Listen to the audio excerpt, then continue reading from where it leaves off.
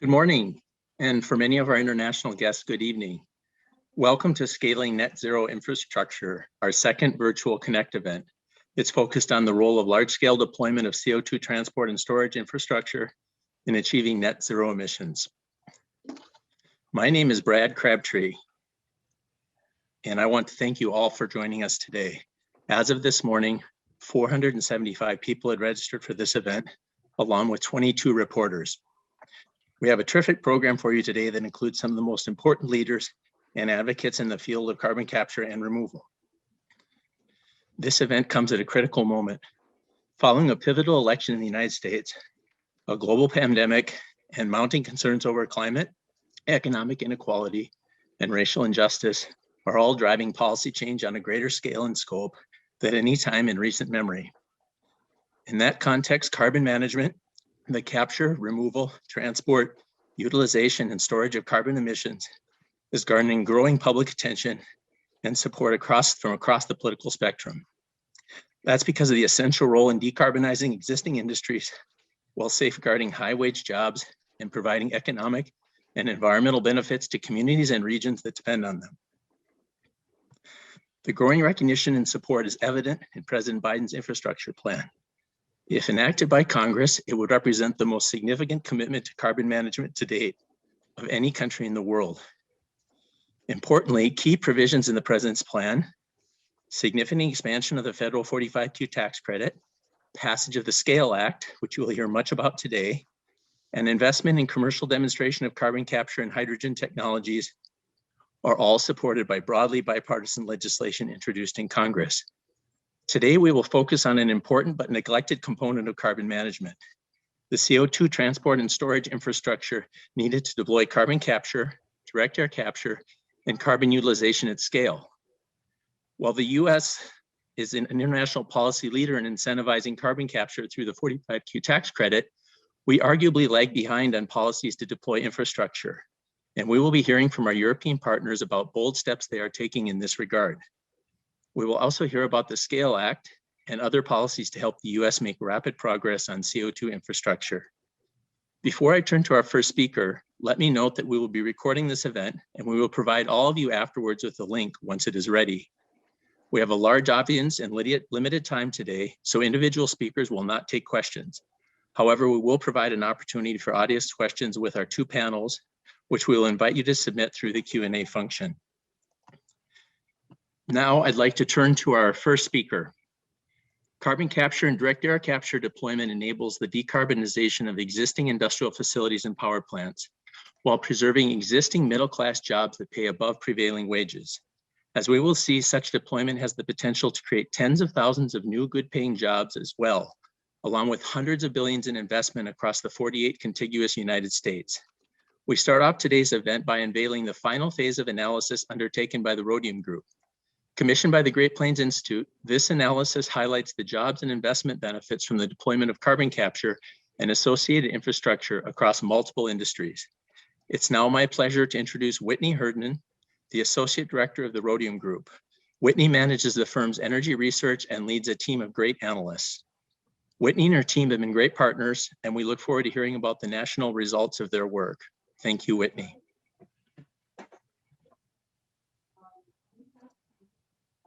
Thanks, Brad. I'm just going to share my screen.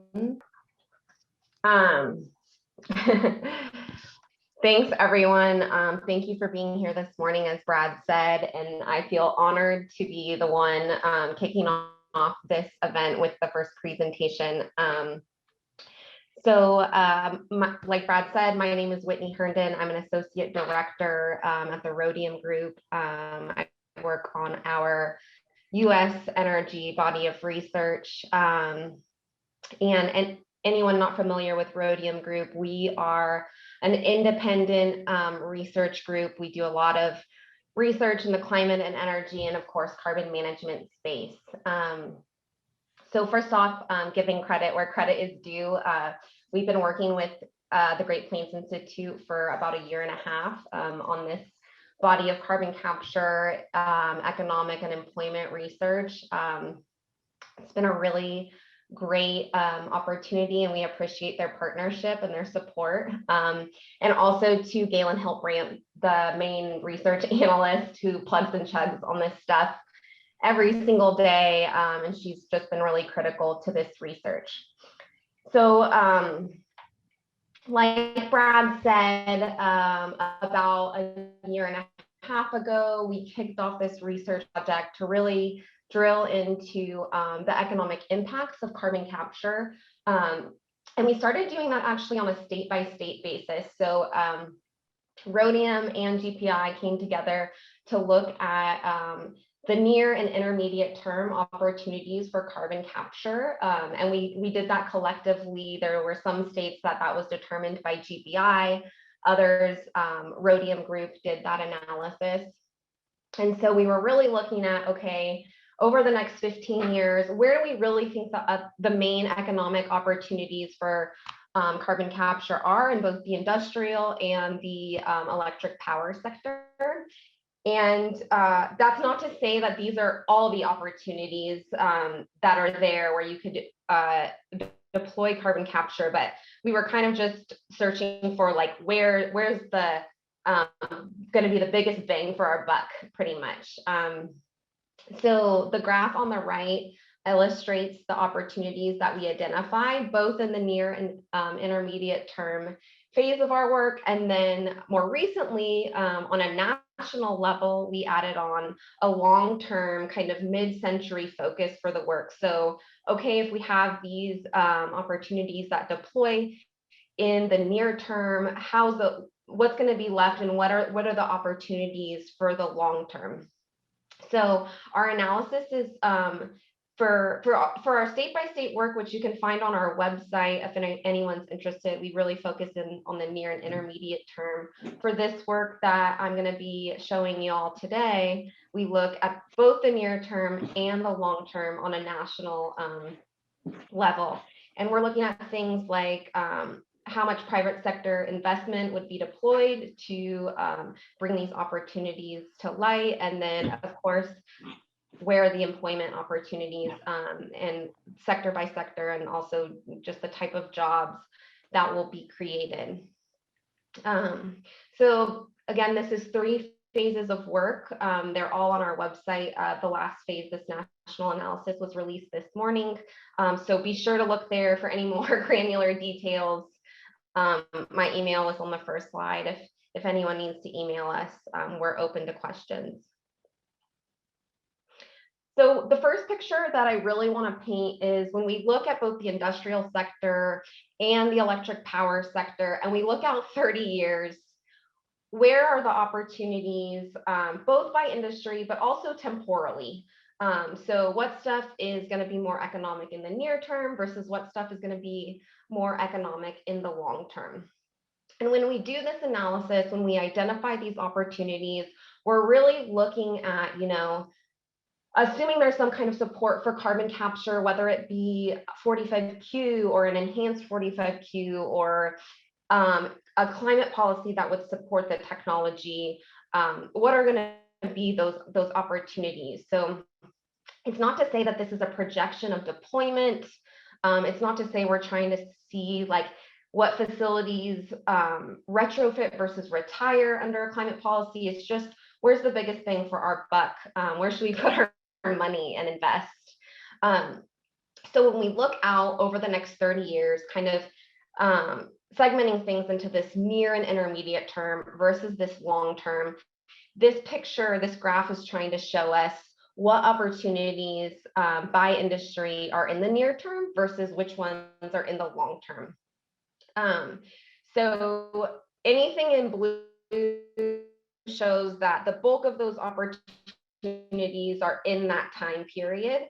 So for the industrial sectors, ethanol, hydrogen, cement, refineries, and steel, most of those opportunities we see to be within the next 15 years.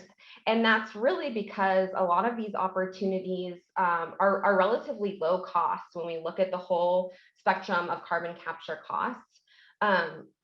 So we really see a lot of opportunity for the industrial sector in the next 15 years. And again, this chart is by facility, so it's not by capture size. So if we're looking at the first bar, it's 174 ethanol facilities that we see as opportunities in the next 15 years, the near and intermediate term. And then there's still some ethanol opportunities that are a little less economic. So we see those as more long-term opportunities. There's 20 of those facilities, and that's kind of how to read this chart. So in the power sector, things are a little bit different. Because coal is such a relatively concentrated CO2 stream, therefore the costs are lower. We see more coal opportunities in the near and intermediate term than gas retrofit opportunities, which we see more as a long-term retrofit opportunity, and actually a really good opportunity when we look at the options for decarbonization in the power sector. So one thing to note is just that for all of our analysis, we're only looking at existing facilities. So we're only looking at existing industrial facilities and existing coal and gas power plant opportunities.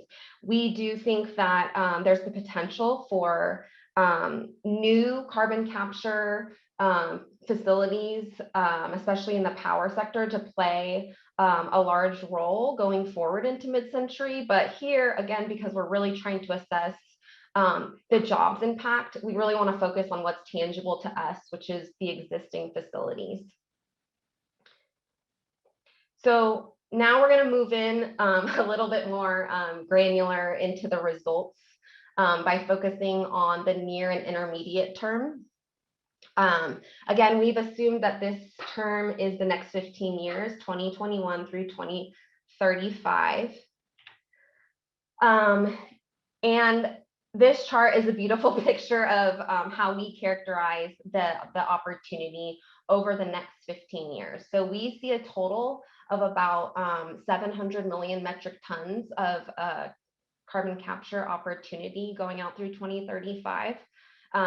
It's about 550 facilities total. So the way to read this chart is the width of the bars is the amount of CO2 within the individual industries, and the height of the bars is the number of facilities that we see as opportunities. So plenty of opportunities in ethanol, cement, both gas and coal power plants, hydrogen refining, and then some smaller opportunity in gas processing, ammonia, and steel. So lots of opportunity in the near and intermediate term, both in the industrial sector, which has the bulk of the opportunity, and in the power sector. Okay, so drilling down a little bit more into what that economic opportunity is, both in terms of capital investment and jobs. I'm focusing here just on kind of 5 key industrial sectors. So ethanol, hydrogen, cement, refineries, and steel. So what we see over the near and intermediate term is about up to $42 billion in capital investment opportunity, which equates to up to 14,000 jobs.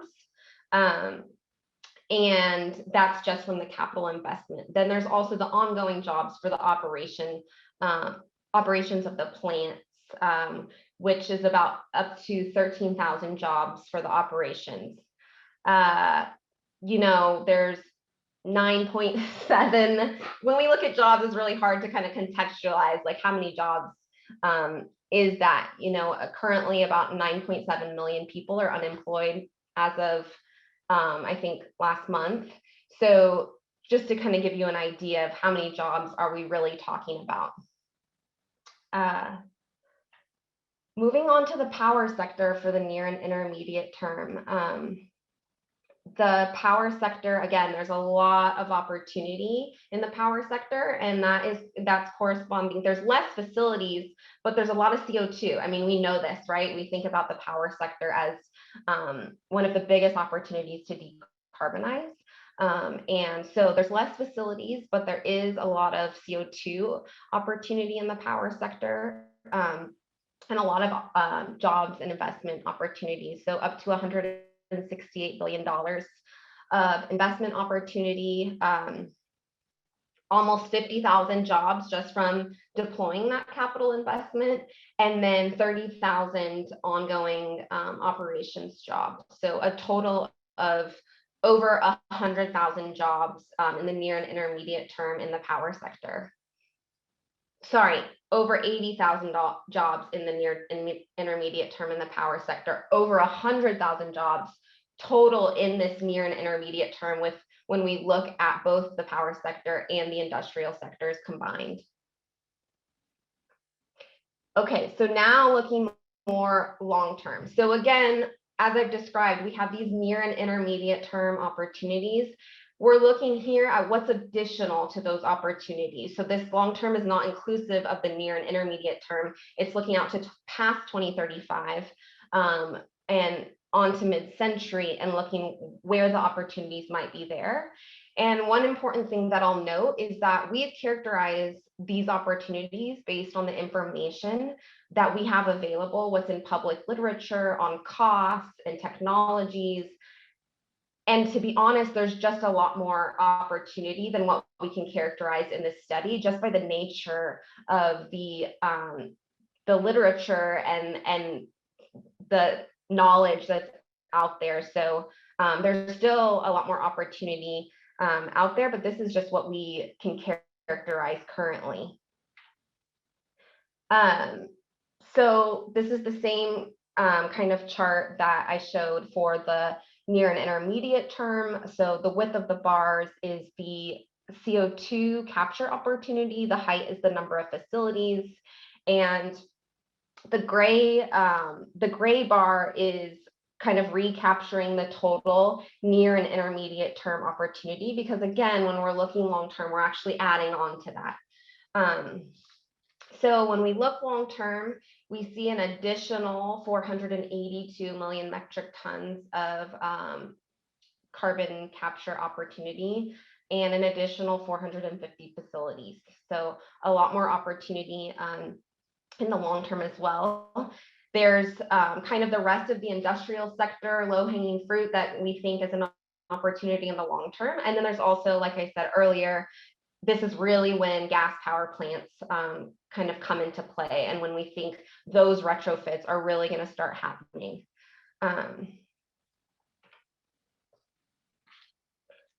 All right, so zooming again on the 5 key industrial facility or sectors, and the report that's online covers all the sectors that were in the study, but just had to keep this presentation short, so I'm just calling out the top 5. So in the long term, there's an additional up to $10 million or $1 billion in capital investment, which would create approximately 3,000 jobs from that investment, and then an additional 2,500 ongoing jobs. In the power sector, again, mainly driven by the opportunity we see to retrofit gas power plants. We see a lot of capital investment opportunity, about 275 billion, which equates to 75,000 jobs, up to 75,000 jobs, with an additional 50,000 ongoing operations jobs for the retrofit equipment on the power plants. I didn't say this at the beginning, but I should have. We are only looking at jobs here for the actual retrofit themselves. So there's likely a lot of preserved jobs as well, both in the industrial sectors and the power sector, from just keeping these plants running. And that's not characterized here. This is all just the jobs for the investment in the retrofit equipment, that construction and engineering, and then also the ongoing and operations jobs to operate that retrofit equipment.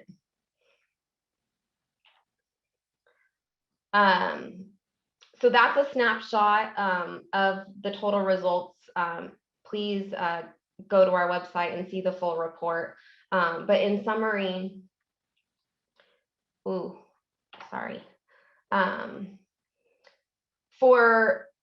there's a huge this is just a huge opportunity, the carbon capture space, both in terms of the industrial sector and the power sector, and in terms of capital investment, the amount of jobs created, and the amount of CO2 that can be removed. So we are looking at a total of up to $500 billion in capital investment through mid-century. There's opportunities in many, many industries, and anything that we could characterize we did in this study across the industrial sectors and the power sectors. So over the next 15 years, we think that up to 64,000 jobs will be created because of the capital investment, again, in the construction of the retrofits, and up to 43,000 jobs from just the operations of the retrofits. Additionally, in the long term, we see an additional up to 78,000 jobs from the capital investment and 53,000 jobs in the long-term ongoing operations of the retrofits. And just to recap the total amount of emissions reduction potential we see in the near and intermediate term, it's just over 700 million metric tons of CO2 capture opportunity, and in the long term, just over 400 million metric tons. So, a big opportunity to decarbonize both the industrial and the power sector. And with that, I will turn it back to Brad. Thanks, everyone. Great. Thank you so much, Whitney. Really appreciate the terrific work of you and your team, and it's exciting after all the work over the past year and more to see these really compelling results. I want to just note that if any reporters in the audience have specific questions about these Rhodium results that were just released, please feel free to put your question in the chat and Whitney can respond directly to you. Now we're going to turn to the international component of our agenda today. And I'll just note that when we planned this Connect event for April 20th and opted for both an international and domestic agenda, we didn't realize that President Biden and his administration would plan an international climate summit later this week. Still, we're happy to put this critical issue of CO2 transport and storage on the international and national spotlight at this time. And we're really honored to have a senior member of President Biden's international climate team joining us today on the eve of this climate summit. So now I'd like to introduce a colleague, David Livingston, who's a fellow champion of carbon capture and currently a senior advisor to John Kerry, who is President Biden's special climate envoy. David was previously Deputy Director for Climate and Energy at the Atlantic Council, and he served in a wide range of roles at think tanks, in the federal government, and in international organizations. So it's really my pleasure to welcome David for his remarks. David, I turn it over to you. Thank you, Brad. And good morning and good afternoon to those of you joining from elsewhere around the world. I'm pleased to serve as a senior advisor for climate at the State Department, supporting Secretary Kerry in his work as special presidential envoy for climate. As you're all likely aware, we've been hard at work and quite truly around the clock, preparing for President Biden's Leader Summit on Climate, which on Thursday and Friday of this week will convene more than 40 global leaders, along with luminaries from business, labor, civil society, and beyond, to raise climate change to the forefront of the global agenda in this critical year for concrete action and ambition. I hope you'll tune in for that. It'll be live streamed around the world, and it is truly the start of a journey that I look forward to going on shoulder to shoulder with all of you. With that common horizon ahead of us, it's a pleasure to be joining you today for this important conversation. Thank you to Clean Air Task Force and Great Plains Institute for hosting this event, for your leadership on these issues, for your constructive nature in reaching across the aisle to create a more bipartisan foundation for US clean energy policy, and for connecting the dots in how innovation and commercialization at home catalyzes opportunities for US climate leadership abroad. Whitney, thank you. What a compelling and quantified case for making carbon management a driver of 21st century economic growth and prosperity. I've long been a fan of the analysis put out by Rhodium Group And I'm delighted by the analytical rigor you brought to questions around the role of carbon capture, including direct air capture in a world racing to net zero. And I must say, it's wonderful to be here today among the company of Senator Coons, our Norwegian partners, our good friends at the IEA, our brilliant DOE colleagues, the United Steelworkers, innovative firms like Oxy and Heidelberg, and so many others. When you find yourself in company like this, you know first and foremost that you've done something right because you're the dumbest person in the room and can only learn from participating in the event. But you also know that you've lucked into something truly promising, something that brings together all variety of valuable constituencies around a common goal. That truly promising thing is next generation carbon management technologies, including CCS. And that common goal is our climate challenge, or equally, if not more so, our climate opportunity. Let me expand on this briefly for a moment. I was in Annapolis yesterday with Secretary Blinken when he laid out the Biden-Harris administration blueprint for America's global climate leadership. The speech is titled Tackling the Crisis and Seizing Opportunity. And I think that duality is important to recognize.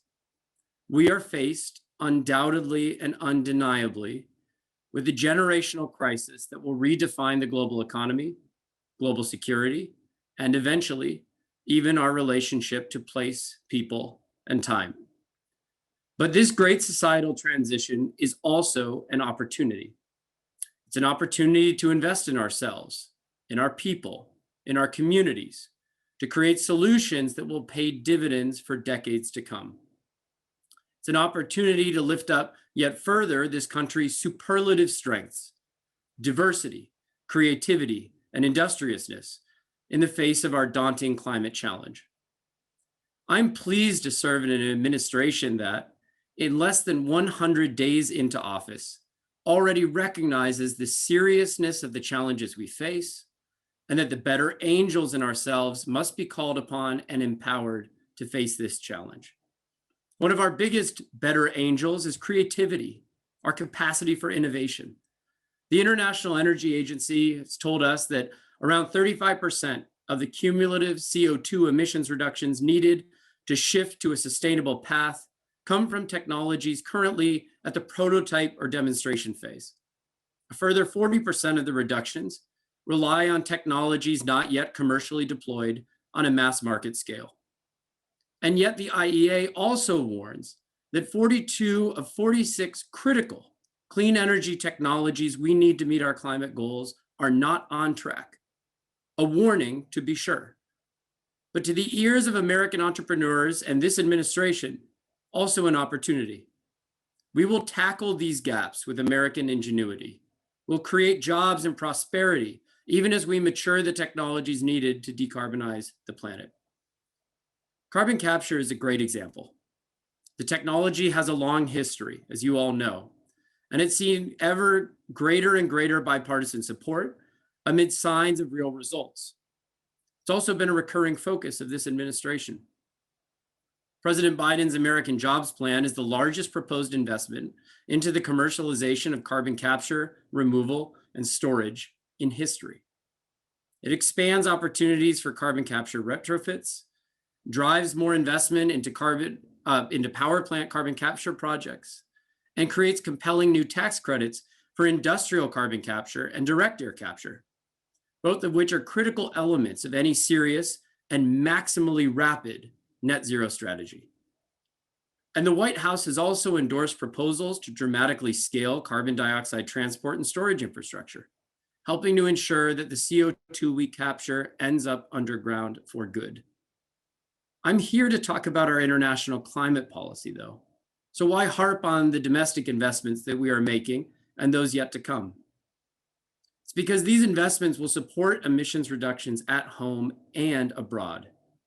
When we make the United States a proving ground for the technologies of tomorrow, when we welcome investment from across the Atlantic and indeed around the world, when we take on tough emissions reductions, not because they are easy, but because they are hard, this is not just us spinning our wheels.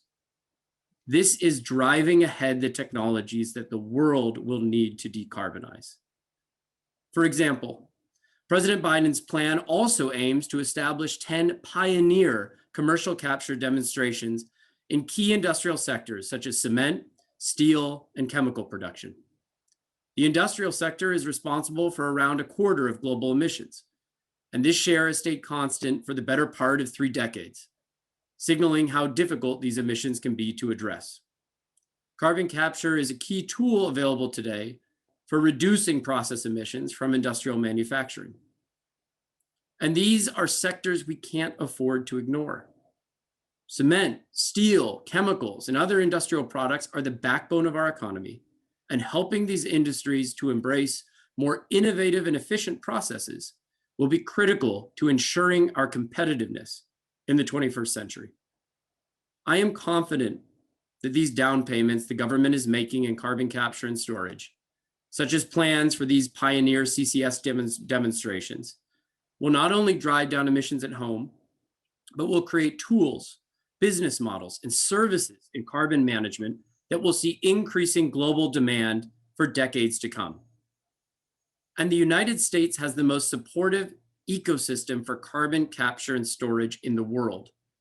Even as I acknowledge that our Norwegian friends to come later in this program would argue for a very competitive place right alongside us. We welcome this. When all of us work hard to be leaders in low carbon technologies, we drive down the cost of and expand access to decarbonization solutions around the world.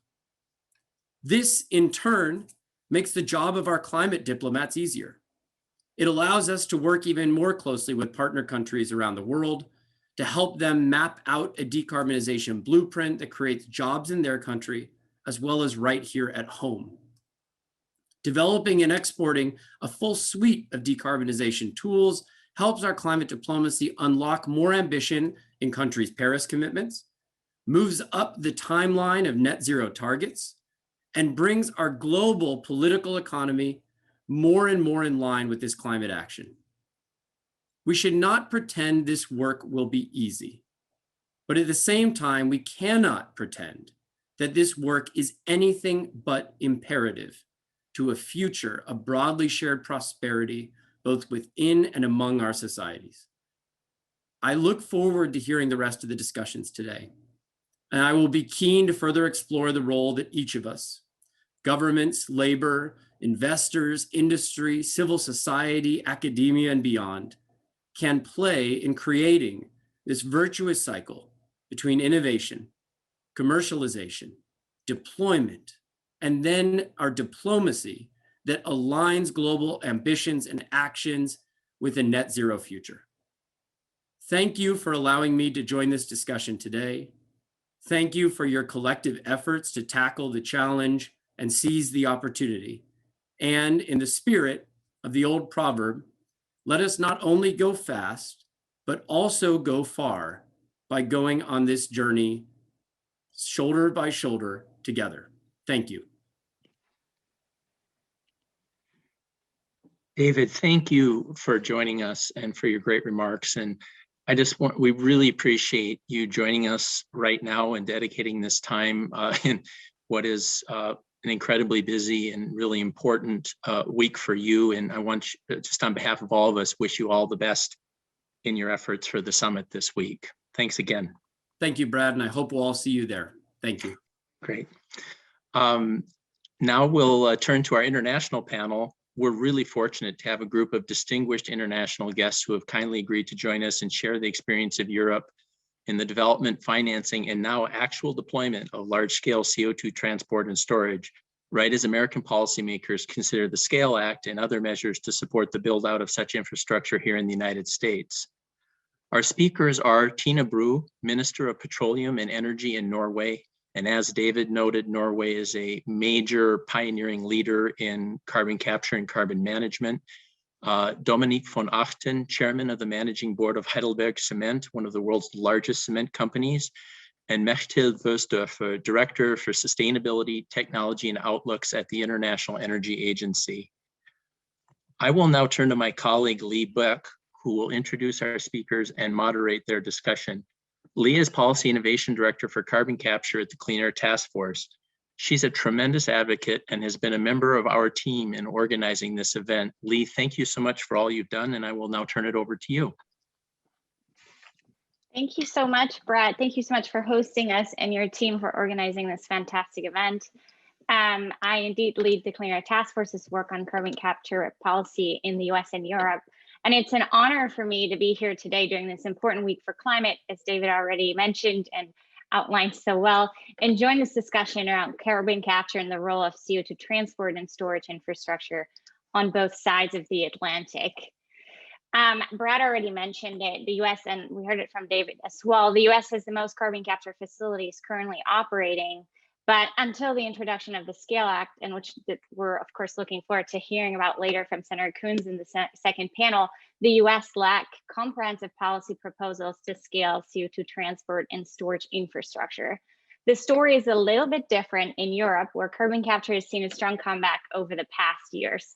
In the UK, the Committee on Climate Change determined that carbon capture is a necessity and no longer an option. The European Union vision for a clean planet for all, which underpins the climate neutrality goal of the bloc, includes up to 600 million tons of carbon capture. Several member states like the Netherlands, Denmark, Sweden have been designing their own carbon capture specific policies, and more than 20% of all applications for the first round of the EU Innovation Fund were for carbon capture projects with diversity of applications and across the EU 27 member states. At the same time, the Norwegian government committed to a historic investment in the Longship/Northern Lights project, which also includes one of the first proposed cement plants with carbon capture, which we're really excited to hear about today. There have been many more milestones, so we're really looking forward to discussing this on the panel. And so there have been multiple dozen carbon capture projects under development across Europe, many of them connected or to be connected by shared CO2 transport and storage infrastructure. From my personal perspective, the Longship Northern Lights project really symbolizes the future of carbon capture and storage in Europe. And with geologic storage inequitably distributed, probably located in just 4 to 5 countries, so similar as in the United States. The future of the decarbonization of strategically and culturally important industries and the path towards climate neutrality is really via shared CO2 transport and storage infrastructure. So we're really looking forward to this discussion today. To the audience, please join us for the discussion either by submitting your questions in the Q&A box at any time during the panel. We will work them in as we're going through the discussion, or tweet at us using the hashtag CO2NNECT. And with this, it's really an honor for me to introduce my esteemed panel, the Honorable Minister Tina Bru, who serves as the Minister of Petroleum and Energy of Norway. Minister Bru was appointed on the 24th of January 2020. She was first elected into Norway's parliament in 2013, and until her appointment as Minister, Bru was a member of the Parliament's Standing Committee on Energy and the Environment. Mette Verstappen, she's the Director of Sustainability, Technology and Outlooks at the International Energy Agency. Ms. Verstappen joined the IEA in 2018 from the European Commission, where she held several senior management positions, including coordinating the work on the 2030 Energy Climate Framework, the Clean Energy Package, and the 2050 Energy Roadmap. Last week, it was announced that she has been appointed as Deputy Director General of Energy at the European Commission, in charge of the coordination of the just and clean transition and international affairs as part of the European Green Deal. Dr. Dominic van Achten is the chairman of the managing board at Heidelberg Cement Group. Dr. van Achten joined Heidelberg in 2007, and he was in charge of the North America Group from 2009 until March 2016. He became chairman of the managing board in early 2020. Let's dive right in. Minister Bru, let's start with you. It's such an honor to welcome you here today. Norway has long been a leader in clean energy innovation, of course, carbon capture on top of the list. And the government recently, I mean, it's been in December, signed off on the investment of more than $2 billion in infrastructure to capture and store CO2 in geologic formations under the North Sea. You called it at the announcement the biggest climate project in Norwegian industry ever. Can you elaborate on the rationale for the government support for carbon capture and storage technologies? Sure, and thank you so much for the invitation to come here and join in this very interesting and important conversation today. I really appreciate it. And of course, also for the opportunity to say a little bit about the biggest, you're right, industrial project in Norway in regards to climate in history. Basically, it's a huge investment, a huge opportunity, and we're very, very excited about it. But the Norwegian government, of course, we put great emphasis on developing low emission technologies, such as carbon capture and storage, also hydrogen.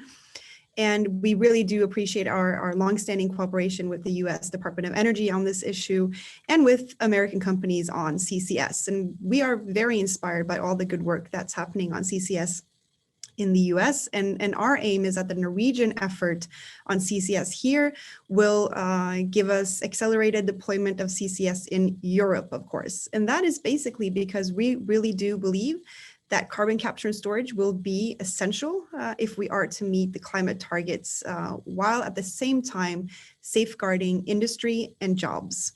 And CCS will make a just transition easier than if we are to do it without. Because in industrial processes, like for example, production of cement or waste to energy, there are currently no other methods to reducing the CO2 emissions substantially. So we're going to need something else unless you just want to close down the plants and move industry somewhere else. And that's just not something I think we should consider an option, of course. And Norway has over 20 years of experience in CCS, both through research, through development and demonstration. We have shown that it is safe. We have stored CO2 through the Sleipner project for 20 years. We have qualified capture technology through our CO2 Technology Center at Mongstad. And as you were saying, of course, we recently made our biggest investment yet with the Longship project, which will demonstrate for the first time ever the whole value chain from the capturing to the transportation to the storage. And we are hoping, of course, that while this is a costly investment now, it will, of course, drive costs down, which is very important if we are to see this technology be deployed at a larger scale in Europe. And also, we are now building that first infrastructure that other companies, other countries can make use of, because storage facilities is still something that is difficult, and it's no use just capturing if you have nowhere to get rid of your CO2 afterwards. So we're hoping that this will show the way, and that we will continue to develop the technology and also see this bring costs down and give us more deployment of CCS in Europe. Perfect. Thank you for this introduction. We're really excited to hear more about this project where there seems to be good news coming every week. Ms. Vesterfeldt, let's turn to you. Well, last year, the International Energy Agency concluded that it is virtually impossible to reach net zero emissions without carbon capture and storage technologies. This phrase has made headlines ever since. So why is this suite of technologies so important for decarbonization from the agency's perspective? So thank you very much, and thank you for inviting the IEA and myself and for your introductory words. I think as we can see that we are at the IEA today much more optimistic about getting to the Paris Agreement and getting to net zero, maybe more optimistic than a year ago. And by the way, we are in the final phases of completing, I think, a first of a kind global energy roadmap, net zero by 2050. So we will launch it in a month's time on the 18th of May. And you will see there will also be a lot of CCS and CCU in that way forward to net zero by 2050 globally. The encouraging news is obviously that more and more countries are going to net zero, are announcing it, like the EU, you mentioned it, UK, Canada, Japan, South Korea. And we see that roughly 40 are putting a net zero aim objective into law, or have put it, or are in the process of putting it. So I think this is very encouraging. There are also many companies, not only the energy sector, who are pledging net zero 2050, are making efforts. So I think we see enormous transition ahead. And we have analyzed, as you mentioned, that CCS will play a significant part in that net zero pathway. So we have analyzed more than 800 technologies. Some, as we heard before, half of them are not yet mature what we need to go. So innovation and technologies are important also for the CCUS. And the advantage of CCUS, it has a double function. It can also contribute to direct mitigation, and it can also contribute to removing CO2 balance. And I think we heard it already, both are necessary to become net zero. And the last decade hasn't been so good on CCUS, except for Norway and the US maybe, but overall it hasn't been so good. But since 2020, I would say, we see much more new projects, around 40, which have been announced, and policies, support policy by government are crucial. And we heard about the tax credit in the US. There are some other support mechanism. And as you said, nowadays we hear nearly every week good news. Exxon this morning announcing an CCUS innovation hub, and so on. So we congratulate already Norway for all the Longship project and all the efforts done. You mentioned for Europe, also UK, you mentioned Netherlands, even Germany will invest more than 100 million euro per year until 2025 for CCUS in industry. So these are very encouraging news, and we see in our report basically 4 key roles for CCUS. First, let me start. We need CCUS for the existing infrastructure and plants. We often forget that we have young coal power plants, industrial plants, certainly in emerging countries like China and India. So we need to find a solution for these existing assets, and CCUS can help there. Secondly, we see it as a cost-effective pathway to scale up low carbon hydrogen. As we know, nowadays, hydrogen is a big word in the energy community, and we see a big role for hydrogen, both low carbon with CCS and in the future via electrolyzers. And then a third means, or third key role for CCUS is certainly in the heavy industry. Chemical, cement, we will hear more about it, steel, but also in aviation and long distance transport. So I think that for some of these sectors, like cement, is the only solution we have right now, and we see it and have analyzed it, how to go forward in these sectors. And the fourth way for CCUS is the removal from carbon from the atmosphere. So direct air capture, BECCS, and other solutions are gaining momentum. They are still in an early phase. They are costly, but they are gaining momentum. So I think in order to realize these strategic roles for CCUS, we need the support of government around the world. We need best practices. We need the examples from US, Norway to share with other countries who haven't yet this experience. And I think as the focus is also on the CO2 transport and storage infrastructure, that is absolutely key in that overall unlocking of the potential of CCUS. And we will hear more about it. Thank you for now. Thank you, Ms. Rostova, and thank you so much also for calling out Germany's latest movements on carbon capture, which I think were welcomed very much. And so I'm really excited, of course, to welcome Dr. von Achten on this panel here as the CEO of a German industrial giant, which is not only one of the largest cement producers globally, but you're also a carbon capture pioneer with multiple facilities under development globally. What is your vision for Heidelberg Cement? What is your vision for cement production in a net zero world, and how does carbon capture fit in? Yeah, Lee, thanks so much for having me on the panel and for steering us through this afternoon in Europe and the morning in the US. Minister Brü and also Mechthild, great to be with you on the panel. And obviously for us, this is a super important topic. You know that we as a company are around for almost 150 years. And this is, from my personal perspective, a clear crossroad for us now. And in that respect, that also underlines the importance. We are an energy intensive industry. We are a CO2 intensive industry. And we want to, and I personally want to fulfill our share of the global responsibility to keep the worldwide temperature below 2 degrees, like it is put down in the Paris Agreement. And that means when I started, almost similar to the start of Minister Brü beginning of last year, I started in my term after having been with the company for 13 years already. I really decided to tighten our reduction targets on emissions. So we brought them forward from 2030 to 2025.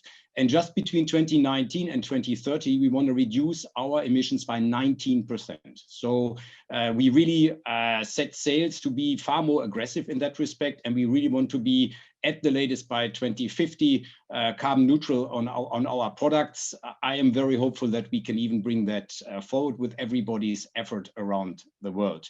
The topic itself is close to my heart. I'm a father of 4, and they discuss a lot with daddy at home. How does our future look like? And in that respect, I know what especially the future generation cares about this topic. And I'm pretty sure if we don't fix the topic, they will not buy our products in the future. So in that respect, if you want to keep cement around, concrete around for the next 150 years, we better get going on this. So in this respect, we want to be the pioneer, and I think with the help of the Norwegian government and with close cooperation with Norwegian government and the parliament in Norway, we are very fortunate to be the pioneer in the cement industry globally. We will bring this project to life, as Minister Brü was saying. Our target is aggressive. 2024, we want to start with the full scale production, and I'm sure we'll come to the scaling of it later on. So for us, scale is everything. If we fix it just in a pilot project, doesn't help us. We need to scale it. And that's what we do together with the Norwegian government and our partners up in Norway and in large volumes. And that will then also enable us. And that's what we will work on as a company to really scale this to the rest of our plant universe across the world. I had the advantage to work, as you said, in the US for 8 years. So in that respect, I know what we can do. The spirit is great in the US, and I'm sure we'll get things moving if we now bring the know-how from Europe across to the US. And we are very much as a company happy to do so and help wherever we can. Fantastic, thank you. And agree, there's a lot of potential synergies to explore between Europe and the US with regards to carbon capture. And you talk more about the Northern Lights project, which I think is so exciting. So let's perhaps drill a little bit deeper into this. Minister Brü, when you announced the project, it was said that about 57% of the investment could benefit Norwegian contractors. You're really looking towards creating jobs. What has been the latest milestones? There were many. How are you seeing this affect the Norwegian economy, creating jobs? How important is this in the grand strategy to drive climate ambition, reduce emissions, and create economic opportunities? Oh, thank you. I mean, of course, reducing emissions is the main goal. That is the overall principle that is guiding us on this. But of course, it's also about not just creating new jobs, which I'm sure we will do. Of course, just through the whole infrastructure part of the project, there will be a lot of jobs created, not least in just the actual building of this project, but also in the longer term, if we're scaling up on the storage part of the project, of course, there will be jobs created tied to this industry. But it's also about safeguarding jobs that we already have. And I think Dr. Van Achtem, he was saying it very precisely. It's about the future for also his company and his ability to deliver a product the world is going to need also in the future, but in a sustainable way. And in that sense, also safeguarding those jobs. But like he also was saying, we are ambitious. He's ambitious. I'm ambitious. We have a tight schedule. We want to be up and running by 2024. And for the storage part of the project, we of course have the possibility to expand that after a while. And the whole business model and the whole business case for the industry partners in the Northern Lights part of the project is to get their hands on volumes from third parties. That's where they have the ability to bring costs down for the transportation and storage part of the project, and to also expand and increase in size after a while. And with that, also create more jobs. And also the storage facility will, of course, make it possible for us to look at hydrogen production in a whole new way, and with a larger possibility of being something that we can use not only in Norwegian hard to abate sectors like certain aspects of the transportation sector, but also for the rest of Europe. There are very ambitious plans on rolling out hydrogen use, and we're going to need lots of it. So finding a way to use all the hydrogen that we can get our hands on, whether it's produced from natural gas, but then with CCS and storage facilities for the emissions left over, or from renewable power and electrolysis, I think we are going to be dependent on both. So there are a lot of different synergies that come together and play a part. But for us, it's mainly finding a way to secure industry jobs and at the same time reducing the emissions. That is the main goal. Perfect. Thank you so much. Dr. Van Achten, maybe let's go to you. I picked something up that you said, that scaling is everything. So you're starting with, in partnership with the Norwegian government, but what do you really need from governments around the world? You have plans not just in Norway, of course, but also in the US and in other countries in Europe. What do you need from governments to be able to scale this technology in the near term and meet your near term reduction goals? And thus also, as the minister just explained, safeguard those jobs in these communities.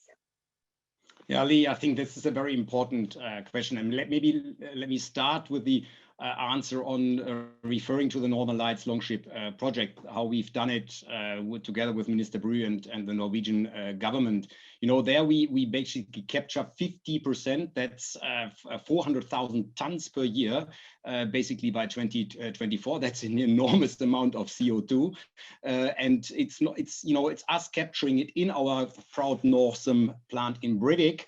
But then it's the infrastructure and the storage piece that Minister Bru was referring to that is absolutely critical. And the success, if I may say so, at this point of the partnership between the Norwegian government and us is really to pull this together. And there are many other partners who make that happen to really get to the full supply chain. Because if one element of the supply chain doesn't work, you know, then the project doesn't go. So in that respect, you need, the first point is that we have to have the supply chain view, and also the governments looking at this to secure the full supply chain. You know, I think that I think is the very important point. So to allow the capturing, to make sure that the infrastructure is there, and then also obviously the storage ability. So I think in that respect, that's something where the Norwegians have done a fantastic job, and I think that's something to learn from.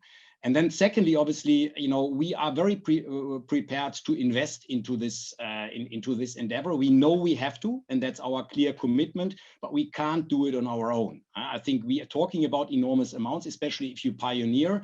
That's why Minister Bru was referring to the point that's a bold decision of the Norwegian government, but I think it needs similar bold decisions across the world. We need to take bold decisions as companies, absolutely. But then we need, you know, like the US is discussing the 45Q tax credits that need to be prolonged until 2030. You know, now they're running out until at 2025. They should go up all the way to 100%. That's also what the Norwegians have done. So in that respect, it's something where the governments can be very specific to support companies and other partners that we need in the supply chain to scale it up. It's not easy, but it can be done. Thank you for these encouraging words, because yeah, I think everyone has been here working on this for a long time, and yeah, it's not easy, but we all think it can be done and it must be done. At this point, I do want to encourage the audience to join the discussion. Please submit your questions into the Q&A box. We'd love to include them in this panel discussion. But yeah, I think there's an important point here, and that's maybe we go to Ms. Verstoff at this point.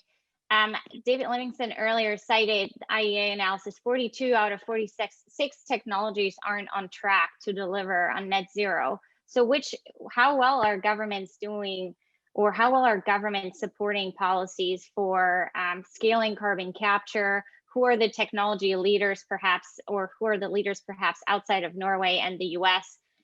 Where are we in terms of being on track? Thank you very much.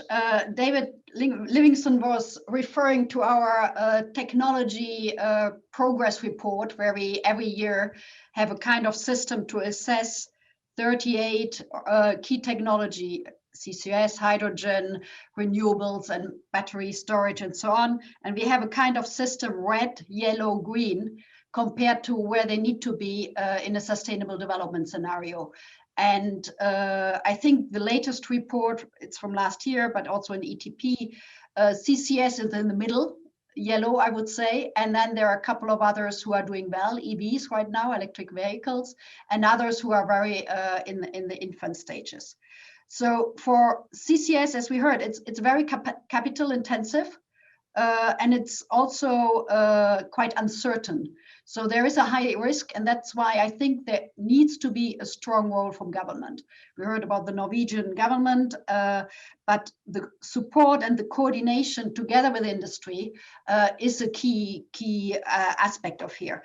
And what we saw in our report and recently is the development of CCS hubs, so which includes industrial centers with shared CO2 transport and storage infrastructure can play a real critical role. And that particularly in Europe, as we saw with a project in Norway, we can see it also in port regions, Portos, the Rotterdam port, where there are refineries, energy intensives, and others pulling together, and the help of the government and the local region giving money, and the sharing of the infrastructure obviously brings the cost down for individual companies. And I think that was what Dr. von Achten was saying as well. It's excellent if individual companies step it up, but it's a huge task. So sharing the infrastructure, sharing the responsibility, I think that is absolutely crucial, and it can lead to bigger efficiencies as well. And also for smaller companies who can never kind of afford it, they might benefit from this infrastructure. And often I think it's necessary that we oversize it a bit. It's very difficult, as I said, the future, and there's an uncertainty. But if we, and it obviously oversizing means also even more investment needed, but in the longer term, in the long run, as we see, there's only one pathway, which is net zero.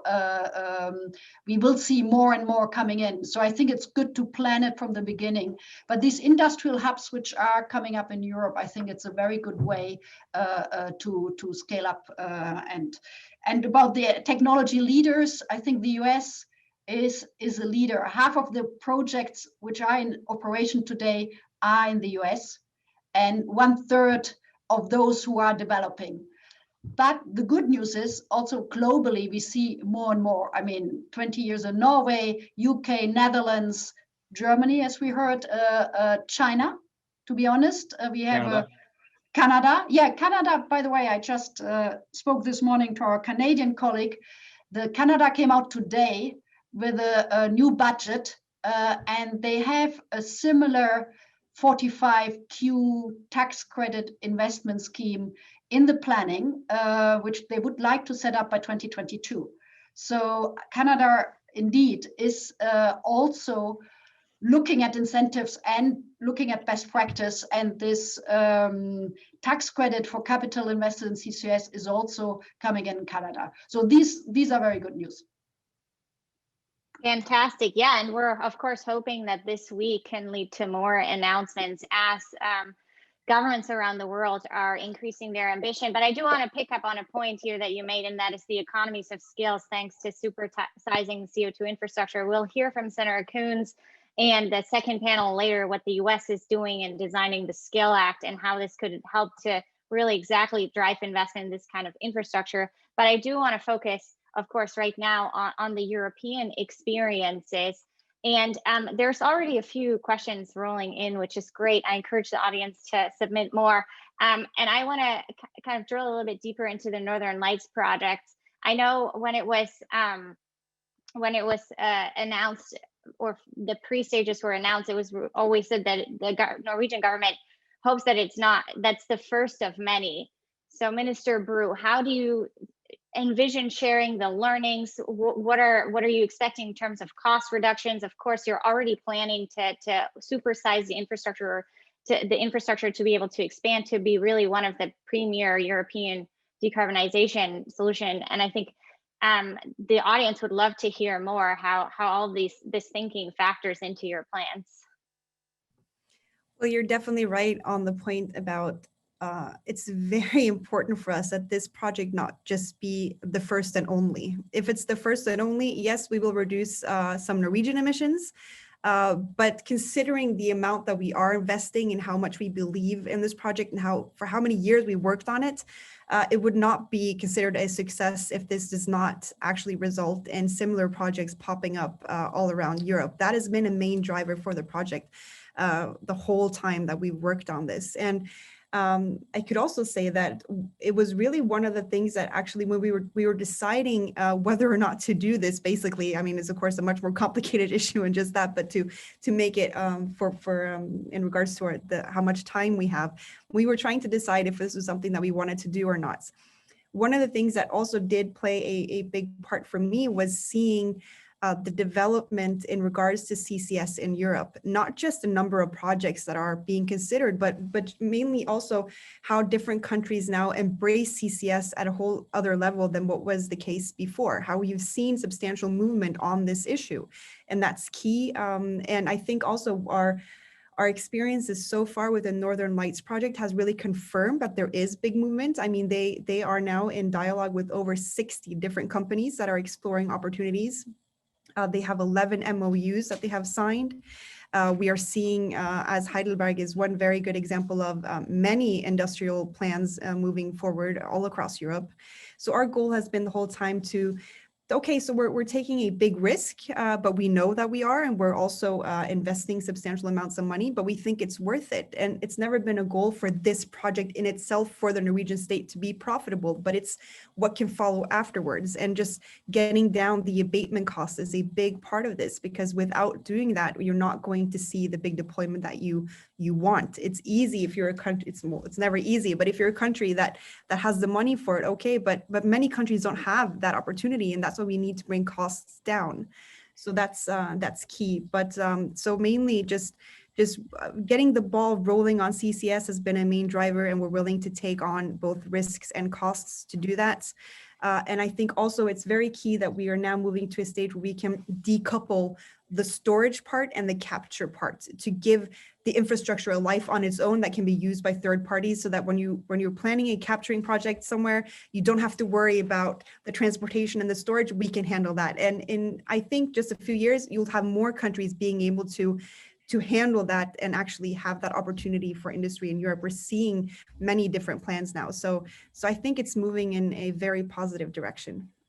If I may just add to what Minister Bru has said, you know, she knows that we are in a discussion for another project in Northern Europe to add to that storage and infrastructure.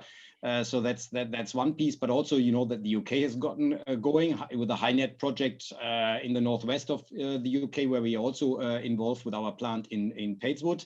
And then you mentioned Germany, they have gotten going, and I think it's really on the back of what the Norwegians have done. So I think you see that domino effect. If somebody goes ahead, obviously they want to make their business model work, but I think it's great that they also initiate a lot of other things that are happening across Europe. And now we are working with the Canadians, we're working with the Moroccans. So there is a lot of things that come out of this, and this is all about scaling it. So it's really on our responsibility also as a global company to use the great initiation from the Norwegian government to also play this domino around the world now. Yeah, I agree. and if I may, sorry. Digital meetings is always so much fun. I just wanted to make a really quick point, and that is, I think, of course, what we haven't talked that much about, but which of course also is key, is carbon pricing. The ETS system in the EU is, of course, going to be a driver in this moving forward. And Norway has just now in our climate plan said that we are going to have carbon pricing in all parts of our different sectors in society. And that, I mean, carbon pricing has been a driver on the offshore side of our industry for a long time, but we're now going to have it more on onshore in all different kinds of sectors. And that's going to be key also, of course, to have a business case for also industry and others to invest in this kind of technology. Yeah, if I may just on that, because if we say in Europe, for example, I think 3 or 4 years ago, I was in Oslo for a major conference, and there were very few Europeans at high level. I mean, there were Norway, UK at the time, Netherlands. But since then, I think there are a couple of developments, as the minister said, and Mr. van Achten. There's Denmark who joined because they have such a radical, I would say, or ambitious net zero plan. They are looking, Germany we mentioned, a few others, because they all realize net zero is not possible without CCS, certainly for energy intensive industry. And if we reflect back for 4 years ago, the carbon price was around 6-8 euros in Europe. Now it's 40. So I think that is certainly a triggering part. And thirdly, the EU had set up an innovation fund, certainly, which is money out of the ETS system. And in the past, there were not many CCS projects, and even some were failing. Now they have revamped the program and looking for projects. And I think they have also learned from maybe some mistakes or some experience, and it's much more open now. So I think these are all factors that also in Europe, I'm much more optimistic than a few years ago. Yeah, absolutely. Thank you, everyone. This is such a great conversation. I just want to ask so many follow-up questions.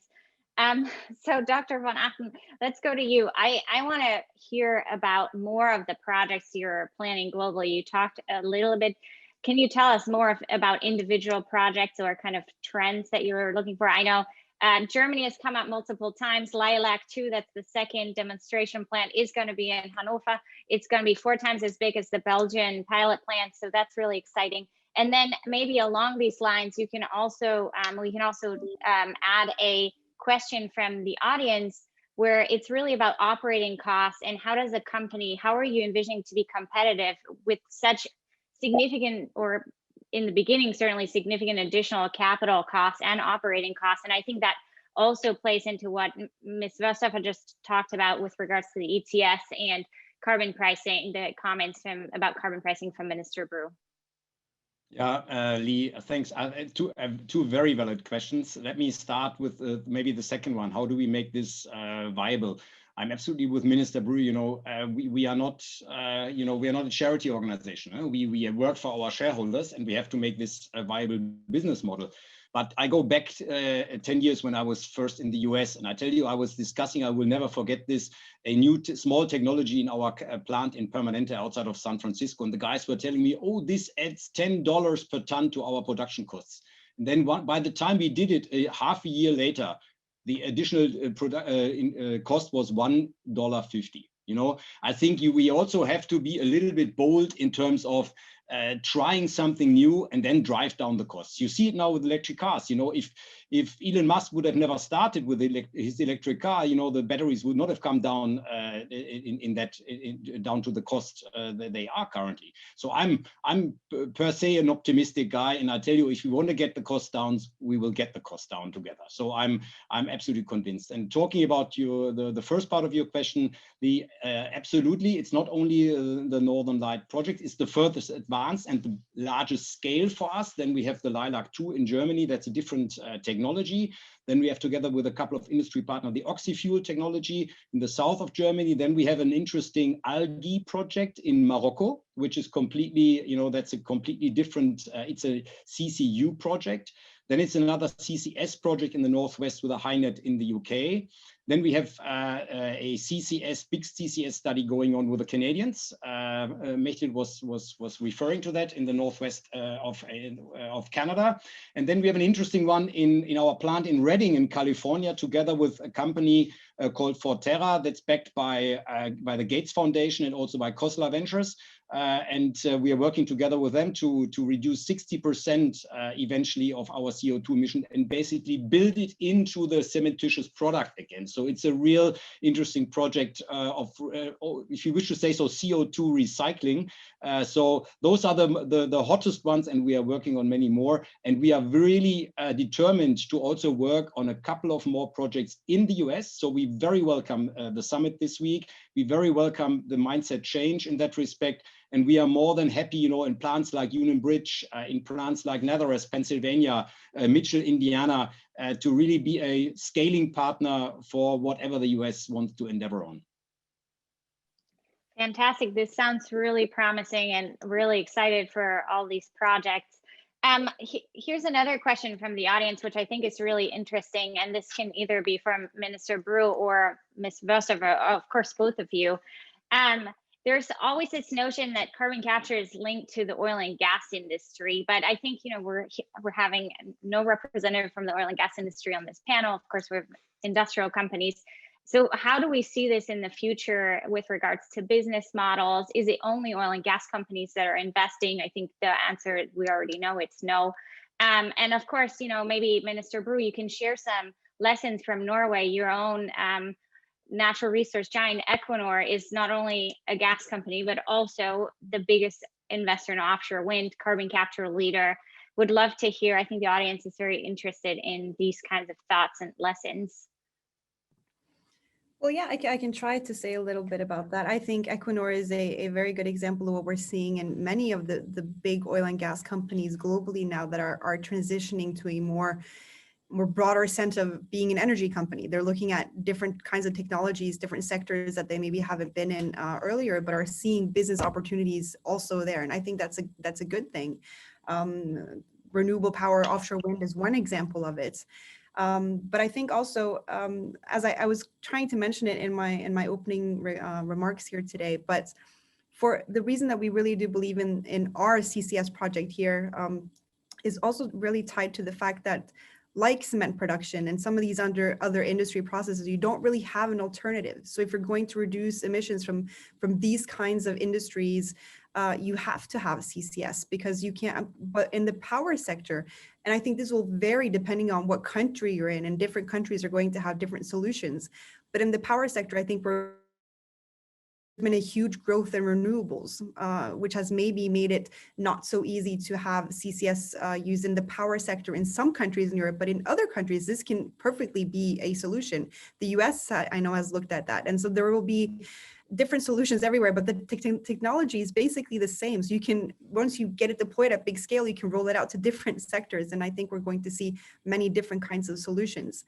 But for Equinor here and being involved in the Northern Lights project, they're using, of course, their technological competence, doing something that they've done for years, which is looking at the geological formations, finding out, I mean, they've never been happier to drill a dry well as they were when they drilled the first well for this project to see if there's nothing in the reservoir, which is a good thing because then we can store CO2 there. But it's key competence that they have, an experience that they have years of, and now they're using it in a different sense, and they're seeing business opportunities because this is what they've always done, but it's just something new. And of course, they can also now produce hydrogen from natural gas, which I think is going to be a key fuel energy for the future if we are to succeed. So there's many different factors that play into why I think many oil and gas companies have clear incentives to actually be a part of this, everything that's happening on CCS.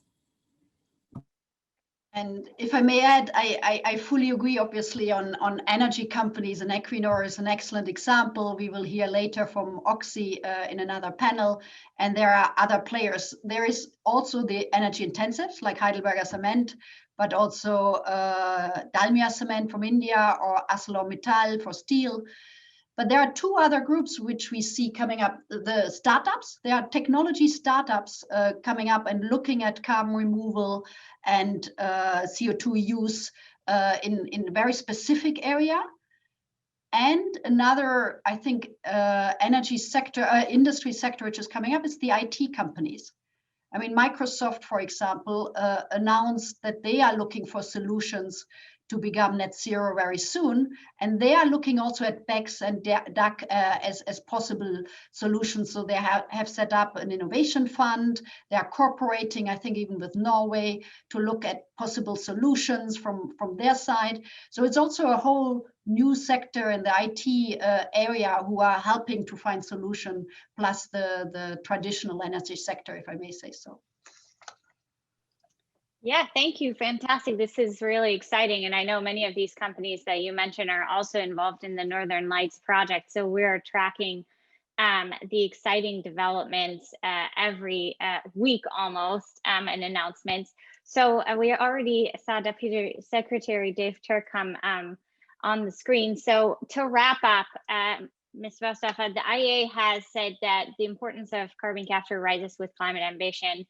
This week, it's all about increasing climate ambition. We already saw that potentially the UK is announcing a new goal, 78% by 2035. We're really excited what else could be announced this week. So let's go around the panel as a lightning round to close.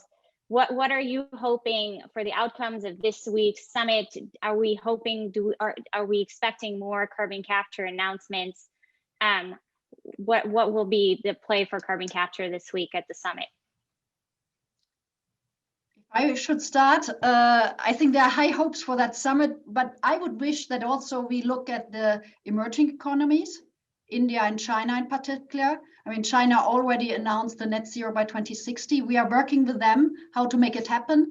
And I think they are looking, and I hope to get, or we hope to get new information about the peak and technologies. But CCS is certainly something which is also absolutely needed there. And I hope there will be new announcement also from those countries. Minister Brew or Dr. Van Achten, would you like to add something on this question? Well, basically, I just agree with what's already been said, and so let me just use the opportunity to say thank you for being able to join this conversation. I really found it interesting and useful, not least, and looking forward to further cooperation both with the U.S. and their very interesting plans on CCS, and I'm hoping we'll see more CCS also being deployed in the U.S., of course, and that we can continue our longstanding cooperation on this issue. So thank you, and also to Heidelberg Cement, we already have a good cooperation, and I know we will continue to have that in the years to come. Yeah, Lee, and then maybe from my side, just, this is a global summit that runs this week. And I think as a global company, we know how difficult it is to align global interests. So in that respect, this is a global topic, because otherwise it distorts the competitiveness of global companies. So in that respect, alignment across the globe, I think, is one piece. And the second piece is just to make it happen. I'm a big fan of getting things done, and that's what I'm working hard for. I think it's fantastic how we've done this in the Northern Light project together with Minister Brew and the Norwegian government, and I would love to do that again in many other projects around the world. And like Minister Brew, I thank to all of you for the invitation, Lee, and B, the great chat for 45 minutes. Important topic. Let's get it done. Yeah, thank you so much to the panel for joining us. I think my key takeaways, it was really an honor to bring this story of Northern Lights and how important and impactful first movers can be to get the ball rolling. As you said, Dr. Van Achten, scaling is everything with regards to carbon capture, reducing costs, bringing about supersized CO2 transport infrastructure, where we're just at the beginning here in the United States. So thank you so much for sharing your learnings, your thoughts, and all the great momentum, not just in Europe, but also globally. And with this, I think Brad's already on the screen, so we'll hand it back to Brad Crafty. Thank you so much to the panel for joining us. And thank you very much. Thank you. Thank you, Mr. Brew. Thank you, Mechthild. Thank you. Thank you, Lee, for a great job moderating the panel. And my thanks again to Minister Brew, Dr. Van Achten, and Ms. Vostafa for joining us today. I know I'm inspired by the governmental leadership and industry leadership and just the scale of the CO2 transport and storage projects that are now officially underway in Europe. So thank you again. Now we will turn to the domestic portion of our agenda, and we're honored to kick that off with remarks from David Turk, who was just recently confirmed by the United States Senate as our new U.S. Deputy Secretary of Energy. Deputy Secretary Turk previously served as Deputy Executive Director of the International Energy Agency, a colleague of Mechthild, and he has also an extensive background on energy and security policy, having held posts in the Department of Energy, the White House, and Congress, both the House and the Senate. The Biden administration, as you have all heard, has hit the ground running on carbon management with bold provisions in the president's recently released American Jobs Plan, including support for the SCALE Act to deploy CO2 transport and storage infrastructure, which has been a focus and will be continued focus of our discussion today. DOE, of course, will be in the forefront of actually implementing much of this agenda. So we are fortunate to have Deputy Secretary Turk with us today. And I want to thank you for joining us. I look forward to your remarks. Thank you very much, Brad, for organizing this timely event, and more importantly, for all the leadership of you and your colleagues for many, many years. Brad and I have a mutual friend and a mentor, certainly from my end, and Senator Kent Conrad from North Dakota, who was my first boss when I came to work at Washington, D.C. And Senator Conrad thinks incredibly highly of Brad, and anyone that Senator Conrad thinks incredibly highly of is someone certainly to be listened and worked with. So thank you, Brad, for all that you do. I thought what I'd do, hopefully most helpfully today, is just two parts to my my presentation here. One is just to focus on the past history and where we're at on CCUS in the U.S. Context, and DOE in particular, but in the U.S. government and in the U.S. more generally. And then secondly, and more importantly, is where do we go from here? And I'll certainly offer some thoughts from the Biden administration in terms of some policies, programs that we're proposing, and some broader thoughts on that as well. And hopefully that's a great segue then to, I understand, Senator Coons speaking after me as well, who I'm sure will bring his insight and his leadership, incredible leadership on these issues and many other issues as well. So first, where are we at? What's the past history here? And I think as many of the folks know who are joining into this webinar, but maybe some don't know as much, as a nation in the US, we've done an awful lot, and we've been a world leader, are a world leader on CCUS. As a nation, we already have over 5,000 miles of CO2 pipelines, vast experience and expertise throughout the CCUS value chain. And I suspect many of the folks paying attention and watching this webinar are involved in that incredibly important value chain going forward. From the DOE side, our experience on CCUS goes back literally decades. You can look at the regional carbon sequestration partnerships that were launched more than 2 decades ago. 7 projects were identified back in that time period, and characterizing the sources of CO2, the storage opportunity within regions throughout the country. These partnerships also played an important role in public education, outreach, training, the next generation of CCUS scientists and engineers. And we've been busy since then, the foundation having been built by these partnerships. Our regional deployment initiative funded 4 projects focused on activities to facilitate place-based deployment of CCUS technologies, making sure a central piece is making sure that CCUS is both successful and equitable in terms of the regional opportunities that it presents. The Carbon Safe Initiative developed integrated carbon storage complexes with the capacity to store a minimum of 50 million metric tons of CO2, with the goal of being constructed and permitted for operations in the 2025-2030 time period.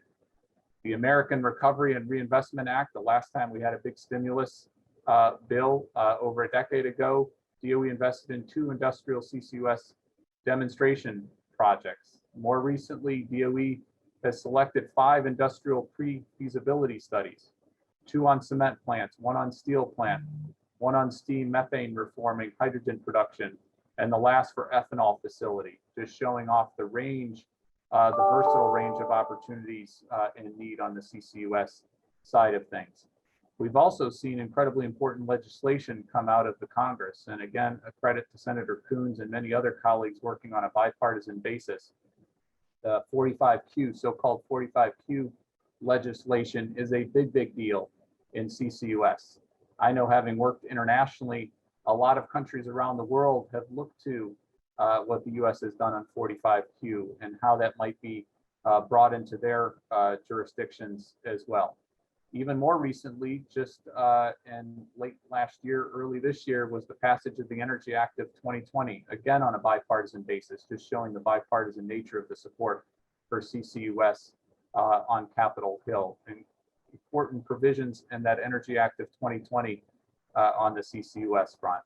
We're also spending a lot of time here at DOE on direct air capture technologies, which is a complement, a supplement to the traditional CCUS activities.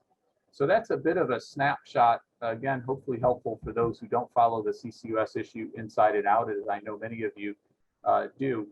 But now, where do we go from here?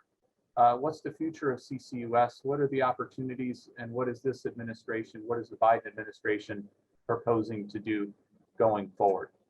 First thing I think it's useful to underscore, and I heard the tail end of the panel in front of us with leaders like Minister Bru from Norway, my former colleague Mechthild Werfsdorfer on the IEA front, and others who have been focused on this for years, and they know this inside and out. But I think it's worth really repeating and emphasizing. Given the scale and the urgency on the climate change front, and the huge opportunity and need for CCUS, we all need to do more. This is really a make it or break it opportunity and window on the CCUS front. I've seen a lot of modeling, especially modeling that looks to try to get to net zero in relatively short amounts of time, the 2050 net zero target that the US and many other countries around the world have adopted. CCUS and all of that modeling and all of that cost-effective modeling can play such an important and critical role. But there's a lot of things we need to do. We need to actually realize that potential and do the kinds of things Minister Bru, I know, was sharing. So what is this administration proposing? What are we supporting on this front?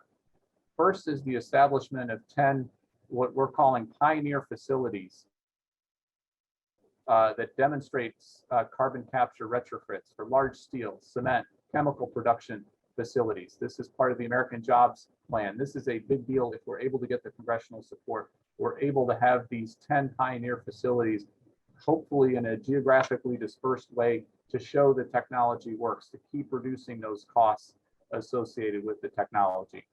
Secondly, there's more work to do on the 45Q legislation. It is an incredibly important piece of legislation, a strong foundation, but there's some improvements from our perspective that can be brought to bear to make that tax credit even more useful, even more impactful as we look ahead.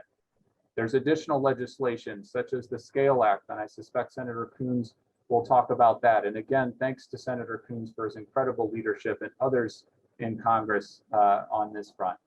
And we really need leadership like never before, not just from the government, but from industry, from unions, from the environment community, if we're going to be successful in achieving this opportunity space for CCUS. As we look to decarbonize our electricity sector by 2035, as we look to achieve that net zero target, that incredibly ambitious net zero target by 2050, CCUS is an incredibly important tool that we need to have in our tool belt, that we need to be fully leveraging and fully utilizing if we're going to be successful. So we're ready, certainly within the Department of Energy and the broader Biden administration, to put in that hard work, to look for those partnerships, to work with all of you, to realize the potential jobs, the climate benefits laid out in the various scenarios. Excellent work by the Rhodium Group, as always, by the International Energy Agency and others. Going to scale on CCUS, vital in our effort to build back better, as the President Biden has spoken about so eloquently and will continue to speak about, and to address our climate crisis. So if we can all work together, we can unleash, truly unleash the world-leading technology that will help us win this clean energy future and give every American throughout our country a piece of this clean energy prosperity. So Brad, let me end it there. And again, thank you to your leadership. Thanks for this terrific webinar and for having me participate today. Thank you. David, thank you. Really appreciate you joining us today.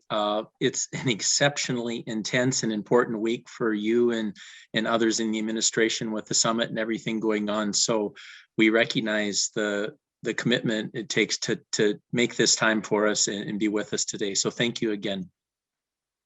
Thank you, Brad. Good luck with the rest of the conference. Thank you. Take care, David. So Deputy Secretary Turk mentioned that our next speaker is Senator Chris Coons of Delaware. Senator Coons was one of the very first speakers to confirm for this event. But after we committed to this date, then the Senate scheduled several hearings, which he has to be involved in. And so unfortunately, he has to provide pre-recorded remarks, but we're grateful that he did that. It's appropriate that Senator Coons would be one of our featured speakers today at this international climate event. Senator Coons serves on the Senate Foreign Relations Committee and chairs one of its subcommittees.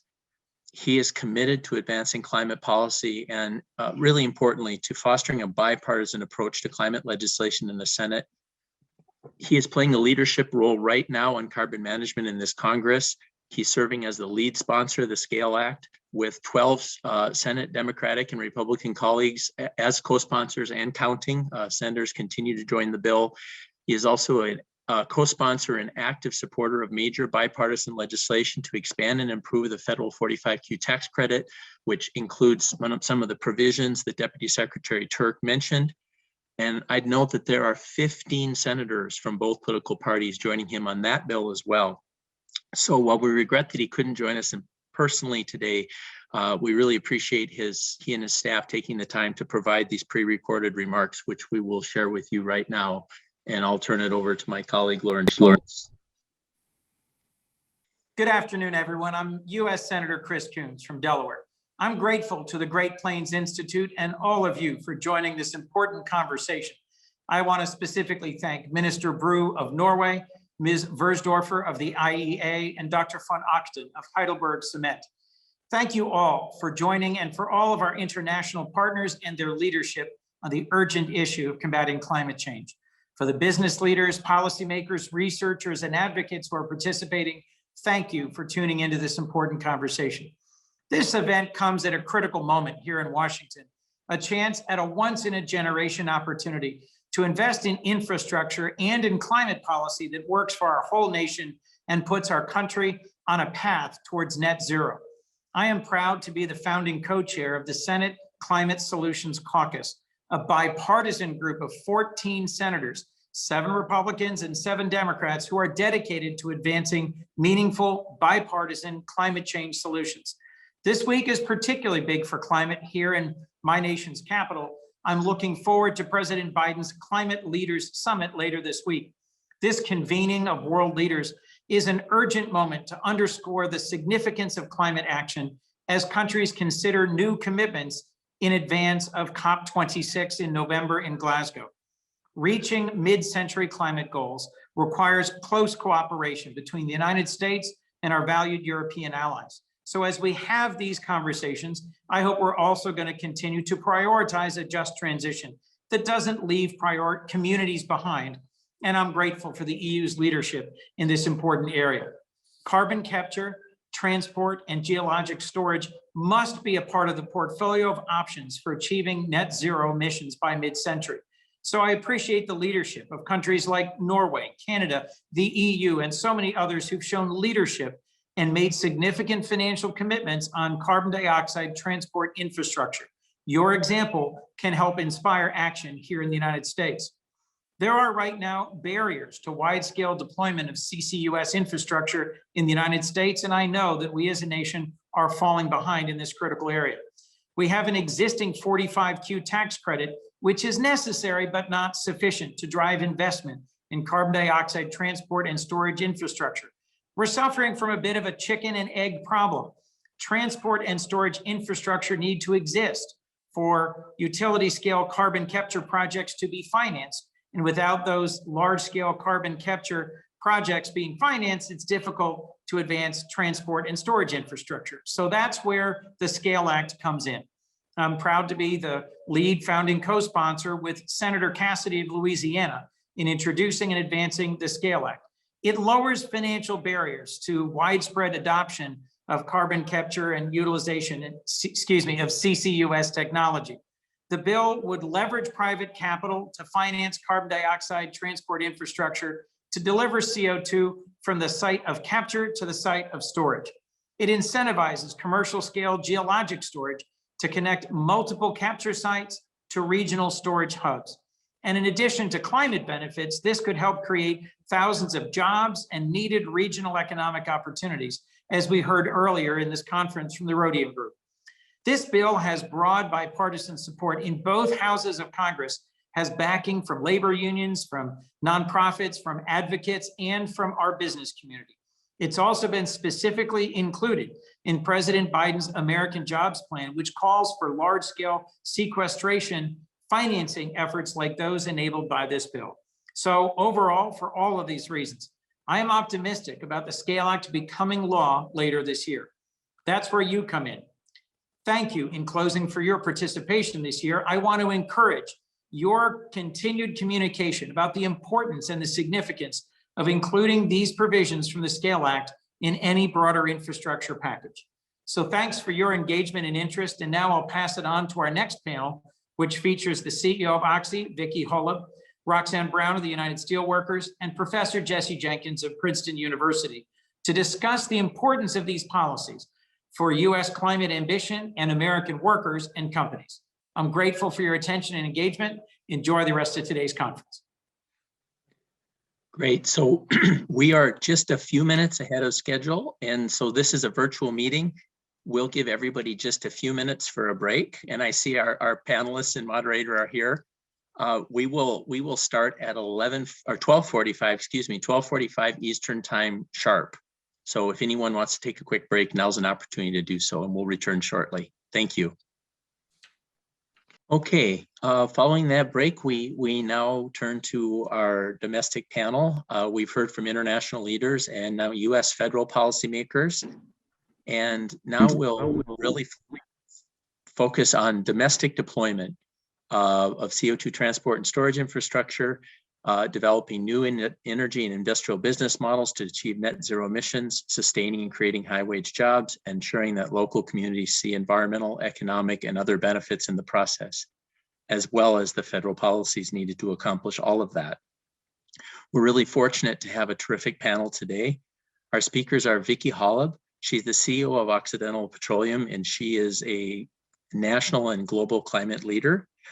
Roxanne Brown, Vice President of the United Steelworkers, a tremendous advocate for workers at our nation's largest industrial union, and Jesse Jenkins, Assistant Professor at Princeton University and a nationally recognized analyst who recently modeled part of a team that modeled different pathways for the US to achieve net zero emissions by mid-century. I will now turn to my colleague, Noah Deitch, who will introduce the speakers and moderate the panel. Noah is president of Carbon 180, and he's an early and leading national advocate for carbon removal. Noah also recently served as member of President Biden's transition team at the US Department of Energy. Noah, I'll turn it over to you. We look forward to the panel. Yeah, thanks, Brad. And let me start by just giving a huge virtual shout out to you and your team. CO2NNECT is always a great event, and this year is no exception. And I am thrilled and honored to be presenting with such an amazing panel. And we're going to hear a really great set of perspectives on what the US CO2 transportation and storage infrastructure world might look like.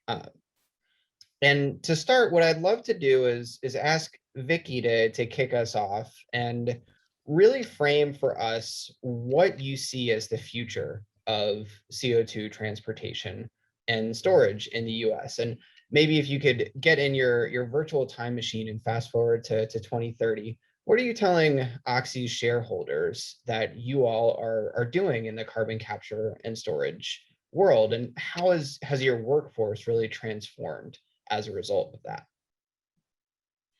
Well, thank you, Noah, and thank you, Brad. It's so good to be here again. This is, I think, our third year, maybe fourth, to be a part of this event. Unfortunately, virtually this year. But I want to start with just saying that we believe there's tremendous opportunity in the United States for carbon capture, use, and sequestration to happen. The storage sources are there. the emissions certainly are there and we need to do something about that. But now what we're starting to see happen is two things that are critically important. One is that with the bipartisan bills that have been passed previously, such as 45Q, the Future Act, that was huge to kickstart our ability to be able to actually start making things happen today. And now with the extension of that, and hopefully the enhancement of that, where we can change that from a tax credit to direct pay, to be able to do that would enable us to even further accelerate what we're doing. But also now with what Senator Coons was talking about with respect to the SCALE Act, that is absolutely critical for us to further accelerate what we're doing and to enable other companies to start doing the same thing.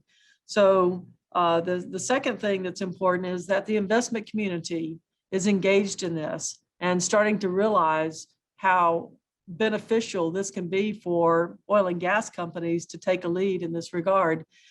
Every company or every major company really is starting to think about how to decarbonize, and without members of the oil and gas community participating, that would be very hard to do. So the more we can get oil and gas companies to step up and really take a serious look at accelerating carbon capture, use, and sequestration now with the 45Q Future Act and the SCALE Act, hopefully when it's passed, that should create a platform to enable us to have more people involved in doing this. Wonderful. Thank you, Vicki. And Noah, I just got a text from Roxanne. Her Wi-Fi has crashed. I will keep you posted. okay, perfect. Well, Sorry about that. no worries. I will tag Jesse in next. And Jesse, I know you've done a number of recent analyses that I think are particularly relevant. One, looking at where CO2 transportation and storage infrastructure is likely to be cited based on the economic opportunity. But you've also published about labor practices in the renewable energy industry and how that influences costs there. I'd love if you could share a little bit about where you see the CO2 storage infrastructure being built out and what some of the implications of other clean energy build out in terms of the workforce you see as being particularly relevant and insightful for the CO2 transportation and storage build out. Sure, Noah. Yeah, so I was fortunate enough to be one of the co-PIs of the Net Zero America study, which was a major 2-year effort here at Princeton to chart out with a very high degree of detail or granularity what it would actually take to get the US to a net zero economy-wide goal by 2050, and to think backwards to what we need to do over the next decade to make sure that we're on track for that goal. And we looked at 5 different fairly diverse pathways to get to that net zero goal, all of which achieve that goal, affordably, spending less as a share of our GDP that we do today on energy services over the course of the 30-year transition. So cost is really not a primary barrier for this transition. But there's dramatic transformations of the economy that are needed to accomplish that goal, including large-scale infrastructure build-out. And one of the key pillars, we highlighted 6 different pillars of decarbonization in the studies. And we describe them as pillars because if you remove any one of those pieces, the whole edifice falls down, right? So these are the key building blocks, and we can use them to differing degrees, but they all have to be there to hold up and support the effort. And one of those key pillars is carbon capture, utilization, and storage. One of the pathways that we modeled was a 100% renewable scenario, which did not involve any fossil fuel extraction and prohibited geologic storage of CO2. Even in that pathway, capture of carbon dioxide is needed at the scale of 700 million metric tons by 2050, with carbon captured from biomass and direct air capture as a critical feedstock for synthetic fuels production to fully displace fossil-derived liquid and gaseous fuels. In the other pathways that we looked at, the 4 of the 5 others, we have somewhere between a gigaton and 1.7 gigatons of carbon capture by 2050, with the bulk of that sequestered and much smaller amounts used for synthetic fuels. And that's from a variety of sources. And one of the things I think is interesting about our study is rather than start with our current point sources, we looked at what the point sources might be in a decarbonized energy system. And one big piece of that isn't there today is a major role for biomass gasification, where we take CO2 that is absorbed by plants, we gasify that biomass to produce hydrogen and CO2. We take the hydrogen, which is used as a substitute for gaseous fuels, for natural gas primarily, or as a feedstock for synthetic fuel production. And then we take the CO2 and we store that as a negative emissions source. And that negative emission source is likely to be much cheaper than direct air capture, right? Because you're getting, with biomass gasification and carbon capture, you're getting energy in the form of hydrogen and a negative emissions offset. Whereas direct air capture, you're consuming a lot of energy and you're just getting the CO2. So it tends to be a preferred option to the degree that we can provide sustainable biomass. And that could be a huge new source of CO2 spread out across much of the country because it's difficult to transport biomass over long distances. And so, we have a lot of ethanol facilities today. They're in similar places that might be building out carbon capture. But looking ahead to the long term, there's a much larger bioenergy opportunity that we should have in the front of our minds as we think about building this network out. And so we sketched out a national scale transportation system in that report. It may be that a regional hub and spoke model is the way that national network takes shape. You can start to see, the large areas where we'll have large amounts of point sources in the upper Midwest, industrial clusters in the Gulf Coast or in Illinois, Indiana, and places like that. And the major basins, including the Gulf Coast, the Illinois Basin, North Dakota, and the Central Valley of California. And sort of around these basins and point sources, we need to be building out the infrastructure to connect sources and sinks with a sort of common carrier network that can help us achieve the economies of scale we need. Maybe we'll come back to the labor question a little bit later in the discussion. I don't want to take up too much time right now. So. Yeah, that's great. And maybe we can actually tag in Roxanne. It looks like she's back.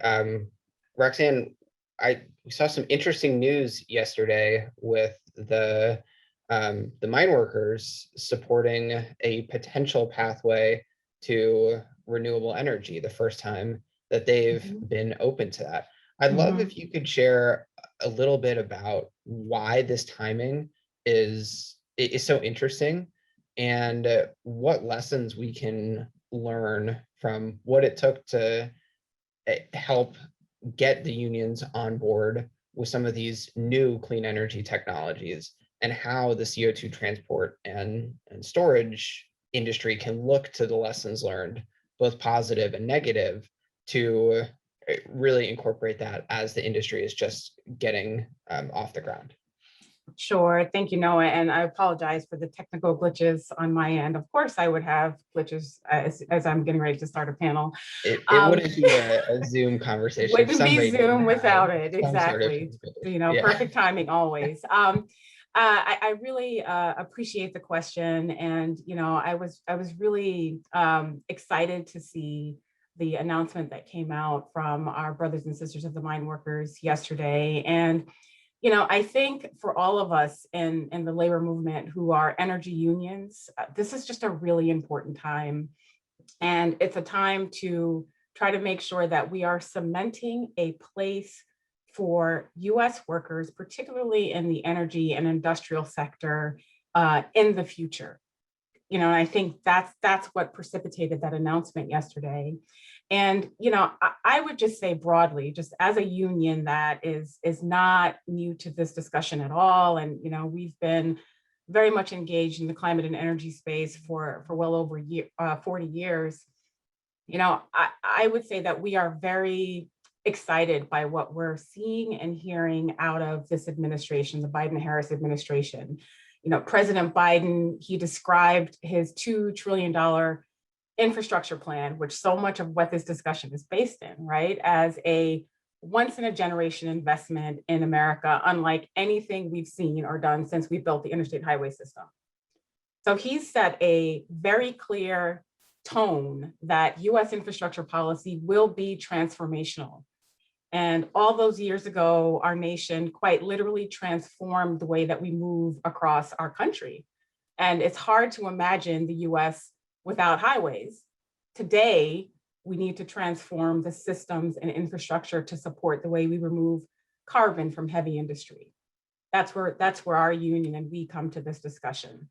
We're talking about providing an essential tool through a build out of this, CO2 transport and storage infrastructure to help the domestic oil and steel, cement, and chemicals industries have a very clear path for both their operations and jobs in a net zero economy. So for our union, this is very much about ensuring a future for domestic manufacturing and manufacturing workers and the economic path to the middle class that these jobs represent. I know that you just posed the jobs question to Jesse. This is very much about making sure that we are keeping this path that these jobs create and these facilities create to the middle class for workers, not just today, but into the future. And in a bigger sense, what these facilities mean to communities in terms of both a tax base and the jobs multiplier effect. Just as an aside, I can't tell you how excited that our union is about the Lafarge Holcim carbon capture project in Colorado. It's going to be the first cement facility with carbon capture technology in the United States, which is fantastic. It's a critical start that represents a lot of potential for the sector, and it gives our union and, quite frankly, manufacturers a very clear example we can point to in terms of this technology helping to mitigate emissions in the industrial sector. And then lastly, I would just say, overall, our union is pushing for massive infrastructure investments because the build out of our physical and our social infrastructure not only creates jobs, but maintains them. I really appreciated the nod that Rhodium gave earlier today about the job preservation piece too, because that is really critical for steelworker members. And our members supply many of the materials and components for building out our nation's infrastructure, including the steel pipe and the cement and the other components needed to build out the transport and storage of the carbon infrastructure. So we're excited about that. We recently kicked off a campaign called We Supply America to highlight the key USW made products and services that our members supply America's infrastructure with. And so, we appreciate being a part of this discussion and looking forward to more questions later. Yeah, thank you, Roxanne. And I'd love to actually bring it back to Vicky to build on that. I'd love to hear a little bit about how you are thinking the workforce of the future that's focused on carbon management differs from the current workforce at Oxy, and what steps we need to do to get from where we are today to where we'll be when we're managing potentially billions of tons of CO2 flowing across the US every year. Thanks for the question. Yes, our workforce actually is going to expand as we implement our transition from where we are today to a carbon management company. Clearly today we're an oil and gas company with a chemicals business, but we believe, back to your question about 2030, we believe that beyond 2030, we're going to become more and more a carbon management company. And what that means is that a bigger part of our business and even our revenue and our earnings will come from our carbon management part of the business. And we've been using CO2 for enhanced oil recovery for 40 years, so we know a lot about it. We're the largest handler of CO2 for enhanced oil recovery in the world. So we're perfectly positioned with that expertise and experience, excuse me, along with the infrastructure that we have in the Permian Basin to launch this, and to launch it starting with the building of our first direct air in the world's first commercial direct air capture facility in the Permian, starting construction in 2022. With that, we expect that our oil and gas workforce will continue to advance technologically as we've done over the past few years, but at a more advanced pace. So we're going to continue our oil and gas operations because oil and gas production is absolutely necessary for the transition.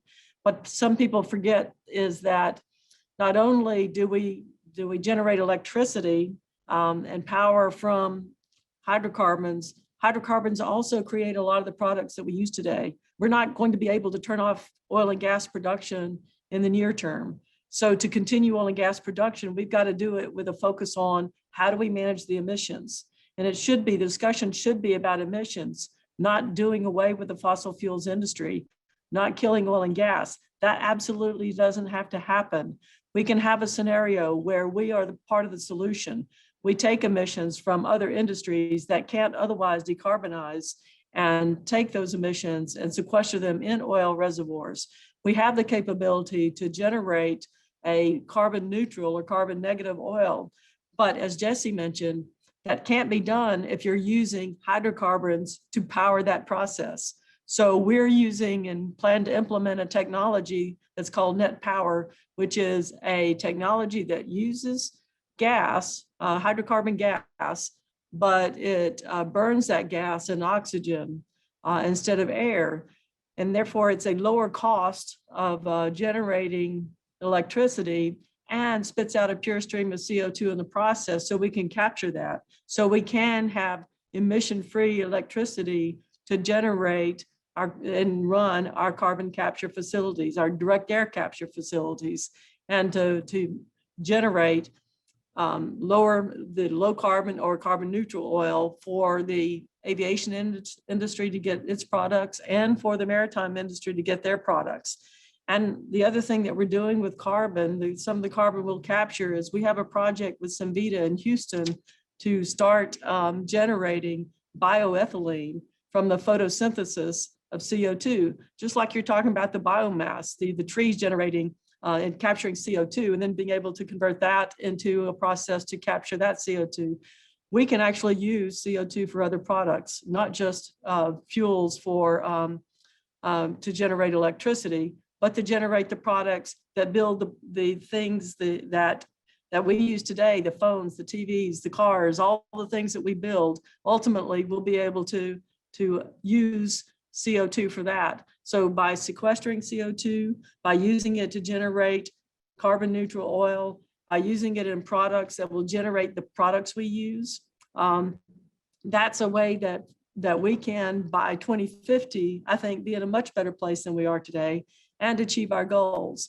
But the killing of carbon of the oil and gas industry before we can get to that point means the world absolutely never gets there. It wouldn't work in the model. So to me, our workforce is excited about this because we know that we'll keep the workforce we have that has to do the things they do. If they're not producing oil and gas, they're going to be taking CO2 and putting it in the ground for sequestration. That's what the oil and gas business will do. The chemicals business will use this bioethylene to make chlorovinyls. And the carbon capture side of our business will use the same kind of skills that we use in our chemical industry today to use with the direct air capture facilities. So we won't be reducing our workforce. We'll be continually upgrading the way that we do our business. So technology is the key to everything. So we'll continue to advance technology on the oil and gas side, create new skills for direct air capture, and employ more people. And also in the construction of the direct air capture facilities that we have to build. These are massive facilities. So hopefully we'll be able to use union labor to construct our facilities. It's going to take a lot of that. And so union labor to construct, union labor to operate. Hopefully that's the path we can go down, because I can tell you one thing, without support from the United Steelworkers and without support from the other labor groups, we might not have been able to do what we were able to do this past year. So it's this coalition of us all working together toward the goal that we have to achieve. It's been phenomenal what we've been able to do. And I look forward to the things that we can continue to do. But this is a process where we have to accept that oil and gas is going to be with us for a while. So since it is, let's make the most use of it that we can by taking everything we can and sequestering as quickly as we can, but getting the support of the other industries to make that happen. No, could I just add on to what Vicky was mentioning there on the labor front, bring back in the question earlier about the solar and wind sectors. I know we heard talk about CO2 sequestration, but I think the theme that you're just mentioning there, Vicky, which is that if, and Roxanne, you made this point as well, which is that if we're going to see this large-scale transformation of our infrastructure, we're also going to see a large-scale transformation of our workforce associated with that infrastructure. And if we're going to do that, I don't think we're going to be able to sustain either the infrastructure deployment or the workforce transition unless we're able to create good family-sustaining jobs in the process. And so in a recent study with Aaron Mayfield, a postdoctoral researcher in my group at Princeton, we looked into the wind and solar sectors where typically wages have not been up to the same standard as in the fossil fuel sector or in manufacturing. and looked at what would the added cost be if we were to see increased wage rates or compensation or higher levels of domestic manufacturing in the wind and solar supply sectors. And I think there's a common perception that there's a strong tension between these goals of rapid decarbonization and paying good family sustaining wages and building things in the United States. And what we found is that tension is much smaller than most people realize, that we could afford to, because labor is a relatively small cost of the portion of the overall cost of installing wind and solar facilities, and the same is true for CO2 pipelines or hydrogen facilities, we can afford to pay workers that are employed in those sectors more, on the order of 20% more, while generating $5 billion in aggregate wages in the 2020s per year, and a pay raise of about $12,000 to $13,000 on average per worker, while only increasing the cost of wind and solar facilities on the order of 1% to 4%. So these are very small, cost premiums associated with significant benefits. And we can increase domestic manufacturing as well to create on the order of 45,000 jobs if we can increase domestic manufacturing by 10 percentage points. Again, with modest increases in the cost of products. And the increases we're talking about are much smaller than the scale of public policy support that we've typically directed to these industries. So if we're going to direct public policy support in these directions, we should think carefully about the kinds of jobs and where those jobs are that we're going to require as part of that public policy support. And if we're offering a 30% investment tax credit, we're talking about a 3% increase in wages. That's a deal that we should be able to make here. And Noah, if you don't mind, I know you want to move on to the next question, but just, I appreciate this discussion about the family sustaining jobs. And Jesse, thank you for using that phrase, which we use often within the labor movement. We talk about union and family sustaining jobs. I just want to provide wage context, right? Because Rhodium's report certainly focused on existing facilities, and many of those facilities are union represented facilities. Vicki, talked about the partnership with our union. And so just for context, the average steel worker at a steel facility makes about, $85,000 a year, plus they have healthcare, plus they have retirement benefits. An average oil worker, and I think this is really key, and I very much appreciate Vicki's comments about understanding that these jobs and these facilities are very much a part of where we are today and still will be where we are tomorrow. The average oil worker makes about $120,000 a year, again, plus healthcare, plus retirement benefits. These are jobs that cannot be supplanted and shifted to jobs that make a quarter of that. And so I appreciate you injecting the phrase family sustaining, because that is really what we're talking about. So thank you. Yeah, so I'm going to encourage folks to throw questions in the Q&A box. But Roxanne, I actually want to dig into that point a little bit more. What are some of the specific things that you want to see either from policymakers, corporate leaders, et cetera, to make sure that when jobs in the CO2 transportation and storage industry are created, they do meet those standards and are as attractive to many of the workers in the oil and gas industry today? So thank you. I mean, you're definitely pointing to the equity question, making sure that we're building equity into the policies to expand, this infrastructure. For our union, that means a couple of things, and I think for other unions, that means some things. For the building and construction trades, that means making sure that there are prevailing wage standards, which are really, really critical to these projects. For our union, as a largely industrial union, that means making sure that there are efforts to source domestically the components for these projects. That is really critical. I mean, we're talking about innovation is really what this whole conversation is about. It's about innovation and using innovation to create a path for the domestic power and manufacturing sector. The innovation can't be hoarded to just the creation and the deployment of the technology. It needs to expand throughout the entire value chain, which includes the supply chain. It cannot be limited. The way to have the best bang for your buck to make sure that we are making this an economy-wide transformation is tapping the steel facilities that are here in the United States, the cement facilities that are here in the United States, the chemicals facilities that are here in the United States, not just for the technology, but for the stuff that our members make at those facilities every single day. So really beefing up our procurement policies, Noah, I think is something that is essential for our union and our members. And I will tell you, just to be very honest and very candid, because we've been having this conversation for a lot of years, a lot of us in this space, and now it's the issue du jour. And we have buddies who've come along with all of us who've been talking about this stuff for years.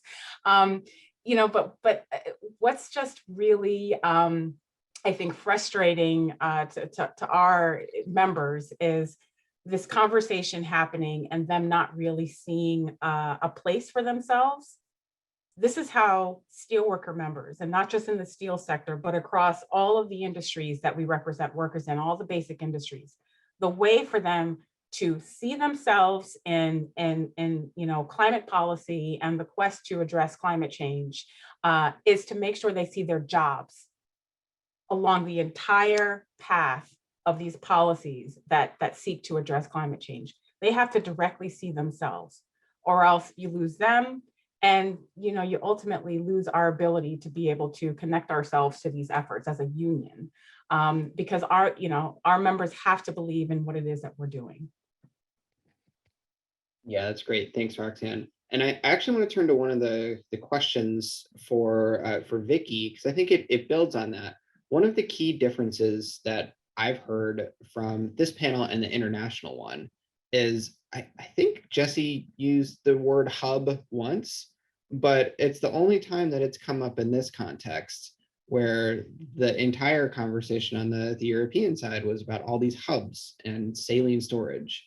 And so, Vicky, I'd love to understand how you think about building out some of those larger geologic storage hubs in relation to some of the more conventional work that you all do around EOR, and how you see that hub construct taking off in the US. And I think it's something that I'd love to hear from all of the panelists on. And it just feels like the language across the continents is a little disconnected in that regard. Yes, as a part of the OGCI, we had our 12 member companies looked around the world at all the potential or all the existing high emission places, and we call them hubs. So now there are 5 hubs that the Oil and Gas Climate Initiative, our 12 member companies, have looked at with the intent to try to figure out a way to take emissions from the high emission areas and sequester it and or use it as nearby as possible. And one of those hubs is here in the Texas Gulf Coast. It's hub number 5 in the scenario that we laid out as an organization. So the Gulf Coast, Texas Gulf Coast, is one that multiple oil and gas companies are looking at to take those emissions from that area, and those emissions can be sequestered in saline or oil and gas reservoirs offshore, or they can be sequestered in saline and oil or in depleted oil and gas reservoirs onshore. So there is a great opportunity to retrofit carbon capture equipment on those industries that are along the Gulf Coast. And although we focused initially on the Texas Gulf Coast, the opportunities range from Texas all the way over to Mississippi. So there's a broad, big area to take those emissions. Now, one of the reasons that we have committed to develop direct air capture is that sometimes it's difficult to come to an agreement with the emitters about retrofitting their facilities with carbon capture. So we decided to bypass that issue and that problem and just build direct air capture, because it doesn't matter where you put direct air capture. Over time, the CO2 in the atmosphere balances around the world. So we've eliminated part of the issue, and if we had waited to do our carbon capture until we had the agreement of those that are emitting today, we wouldn't be as far along as we are. We had some companies, White Energy was one, who agreed to do it on their ethanol plants because they have a commitment to become carbon neutral. But to do it in a big way in these hubs requires the agreement of a lot of companies. And instead, we're just doing direct air capture that'll offset some of their emissions without having to get them involved in the process. Ultimately, we hope they will be, but the hubs are opportunities. So retrofitting with equipment, but it requires downtime for the facility and it requires the facility's agreement. But those are tremendous opportunities to capture large volumes. And we are and have been working on a strategy around that for a number of years. And I believe we'll be making some progress with that over the next year or so. So it is an opportunity, and it's something that not just we, but other companies are working on as well.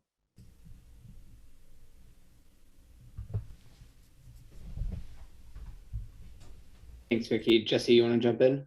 Sure. Yeah. So we it's a little bit of a Sharpie exercise on a map, but we're starting to think about if you were to try to build out, working backwards from 2050 visions, try to build out ultimately a national transportation, pipeline system, transport system for CO2 that would allow, basically anywhere in the country to be within a couple 100 miles of a common carrier pipeline, that you could confidently build a project, build a dedicated spur line to that pipeline system, and be able to find a place to safely transport and store that CO2. That's what we really required in the end to enable carbon capture at gigaton scale, across the United States. To get there from here, it might make sense to start building out around both concentrations of current point sources that are cost effective or likely for retrofit, and basins that we can store that CO2 in, saline basins primarily. And so, a couple locations that might make sense for that include the Illinois basin, right? There's already ADM's facility in Decatur. Net Power just announced a potential project right adjacent to that. So this is starting to, kind of cluster around there. And there's a large, steel and heavy industry presence, of course, along the like Michigan and in Illinois and Indiana. And so you have point sources, you have capture opportunities, you have ethanol facilities as well. And then you have a large number of ethanol facilities in the Midwest, not that far away, in which you could build a lateral line from there into Illinois. And indeed, that's what the Voyager line. There's a proposed pipeline that would be about 1,200 miles across Iowa into Illinois. That has been proposed that would sort of connect into that hub. And so you could see one regional hub start to form in the upper Midwest, another around the Houston and the Gulf Coast, which has a huge number of chemicals plants and extensive experience with carbon injection for EOR. Similarly, the Louisiana and Mississippi Gulf Coast region around the Mississippi River. And indeed, in the Central Valley of California, where there are significant storage opportunities in the Southern Central Valley. And that might ultimately be the spark for a West Coast hub. We're probably not going to connect the West Coast across the Rockies to, eastern basins at any point. And so you might need to build out, two different networks in the United States, ultimately one west of the Rockies and one east of the Rockies. And so, there are opportunities like this to get started. There's the Permian Basin, of course, as well. If we can start to stitch together, connections between these hubs, before long we end up with a true national transportation system. We can extend from there. So that's one possible vision for how this can expand. Policies like the SCALE Act that are encouraging common carrier networks and characterization of geologic storage basins that we need to do in advance to understand where we can most cost effectively and safely store CO2. These are critical enablers to starting to build out those hubs. Because we need, you think a lot in, like electricity transmission about a chicken and egg problem, right? You're not going to build a wind farm until there's a transmission line to where the wind farm is, but nobody's going to build the transmission line until there's a wind farm to connect to it, right? For CO2, you actually have three problems, right? You've got the source, the pipeline, and the sink, and they all need to come together somehow in a coordinated way. And policy really has to help shape that by building the sort of foundations for that. And so, I think there's a real opportunity, but it's an early stage process. And just as policy was effective at driving down costs for wind and solar, for electric vehicles and electric vehicle batteries, we're at a stage now where proactive public policy is needed to drive down the cost of carbon capture, of transportation, to characterize these basins, and to turn this into a real option, right? So that we're not having a hypothetical conversation in 10 years. We're talking about dozens of projects that are sequestering millions of metric tons of CO2 a year. Jesse, if I could jump in, I couldn't agree more. We need the policies to come through to help support what we're doing, because I believe we will be able to get the retrofitted carbon capture equipment and direct air capture facilities, we will be able to lower their cost over time. Our view, though, is we can't wait for the policy to be perfect.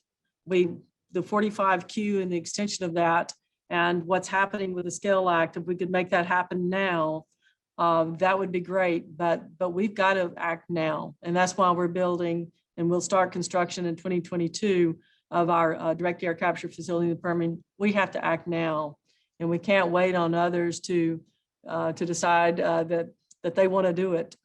We have to move forward, and thanks to United Airlines for being a partner with us in the direct air capture facility in the Permian.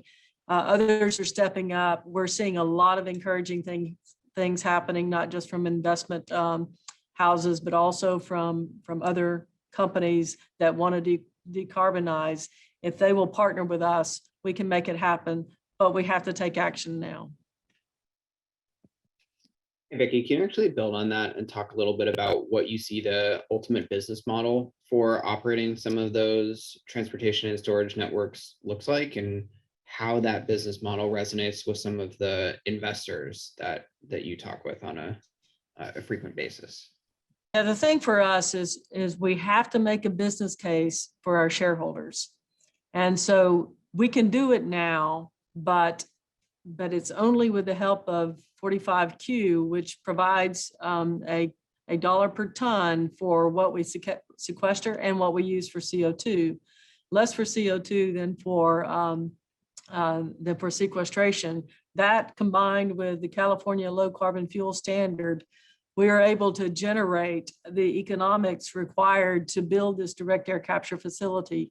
So we can do it with that. Without the two of those right now, we would not be able to do this direct air capture.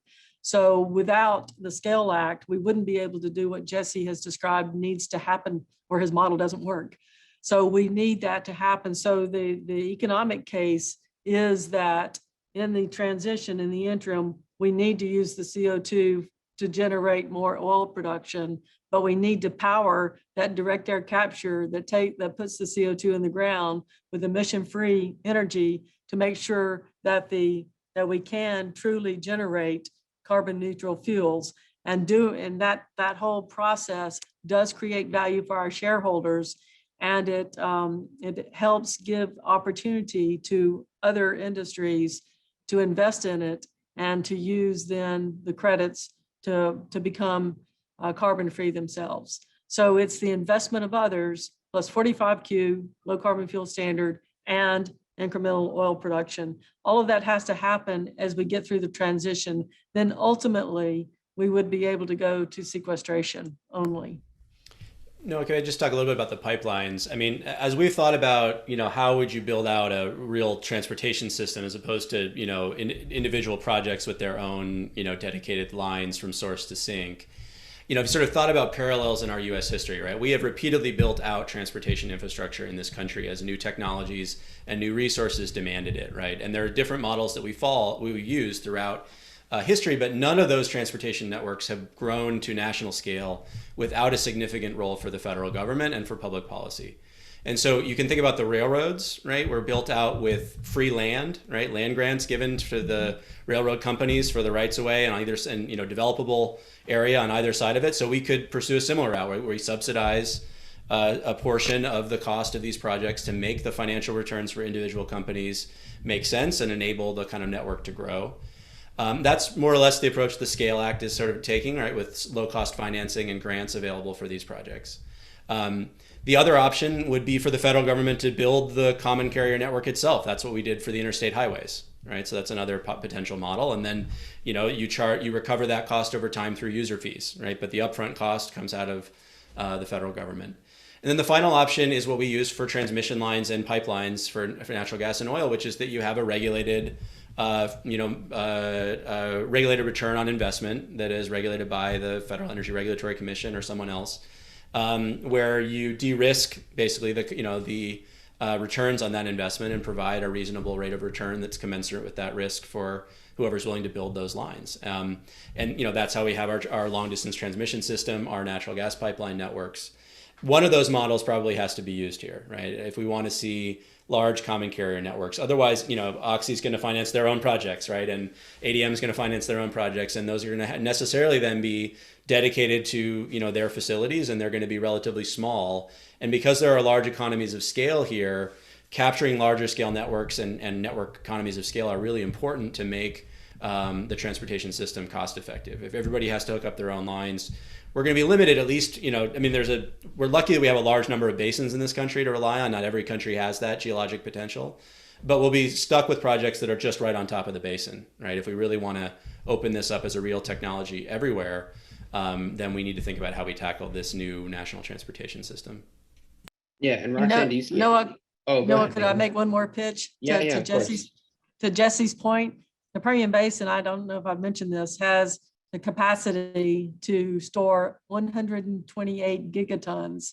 That's 28 years almost of our current emissions, or almost 4 years of the worldwide emissions. So Jesse, let's try to make the first pipeline from Houston to the Permian. And I know we're running a little short on time here, but Roxanne, just in thinking about some of those different models, does any one of them jump out to you as being inherently better suited to support workers? Or is that the wrong question and anyone can support workers? It just depends on the how. I think it depends on the how. The devil is always in the details, but I take what Jesse laid out with good heart, because essentially he's saying, and not to overuse this metaphor, but it's going to require a lot of tools in the toolbox to actually get this done. But in this case, pretty massive tools in the way of investment from the federal government to get us to where we need to be. Because, I think the only thing that I'll say is when we talk to our members' companies or industries about investing in their facilities, and we look to, for example, the DOE loan program office to get some of this stuff done, it's not really attractive because loans aren't particularly something that they want, to be quite honest, even if they're, low interest loans. They're looking for, grant-like programs. And so I think it's going to require a combination of things to get us to where we need to be. But ultimately, once you start to build out the network, the jobs will come, again, if those key equity pieces are built in, the jobs will come. And the jobs will be maintained, which is the key part that we want to see in this as well. So, well, thank you, Roxanne. I think that's a great note, and I see Brad's back on the screen. So a big round of virtual applause to all the panelists. Thank you so much for taking the time. And Brad, I will tag it back over to you to take us home. Great. Thanks a lot, Noah, for moderating this. And just a special thanks to you, Vicky, Roxanne, and Jesse for doing this. Really exciting and interesting discussion. And it's just wonderful to see how much the vision and the actual activity is evolving over the last few years. It's just really looking forward to what's to come. In closing, I want to thank all of you in the audience for joining us. I hope you will join us in supporting broader efforts to enact the SCALE Act and some of the other critical policies that have been discussed today. We have a real opportunity to get them done in Congress this year. And this opportunity may not come again for a long time. So I hope all of you will be involved. And then in closing, I just want to thank my carbon management team at the Great Plains Institute. Special plug for Lauren Schultz and all of her efforts to organize and coordinate the logistics of this event. It was a lot of work. And then again, a special thanks to Lee Beck, the Clean Air Task Force, for all of her work behind the scenes. And then just as a final reminder, we have recorded this event. We'll be sharing it with all of you who have registered when it becomes available. And we are looking forward to future Connect virtual events later this year. And so we'll be communicating with everybody that registered. So please keep an eye out, and I hope you'll join us for those upcoming events. Thanks again to all of you, and please take care. Bye now.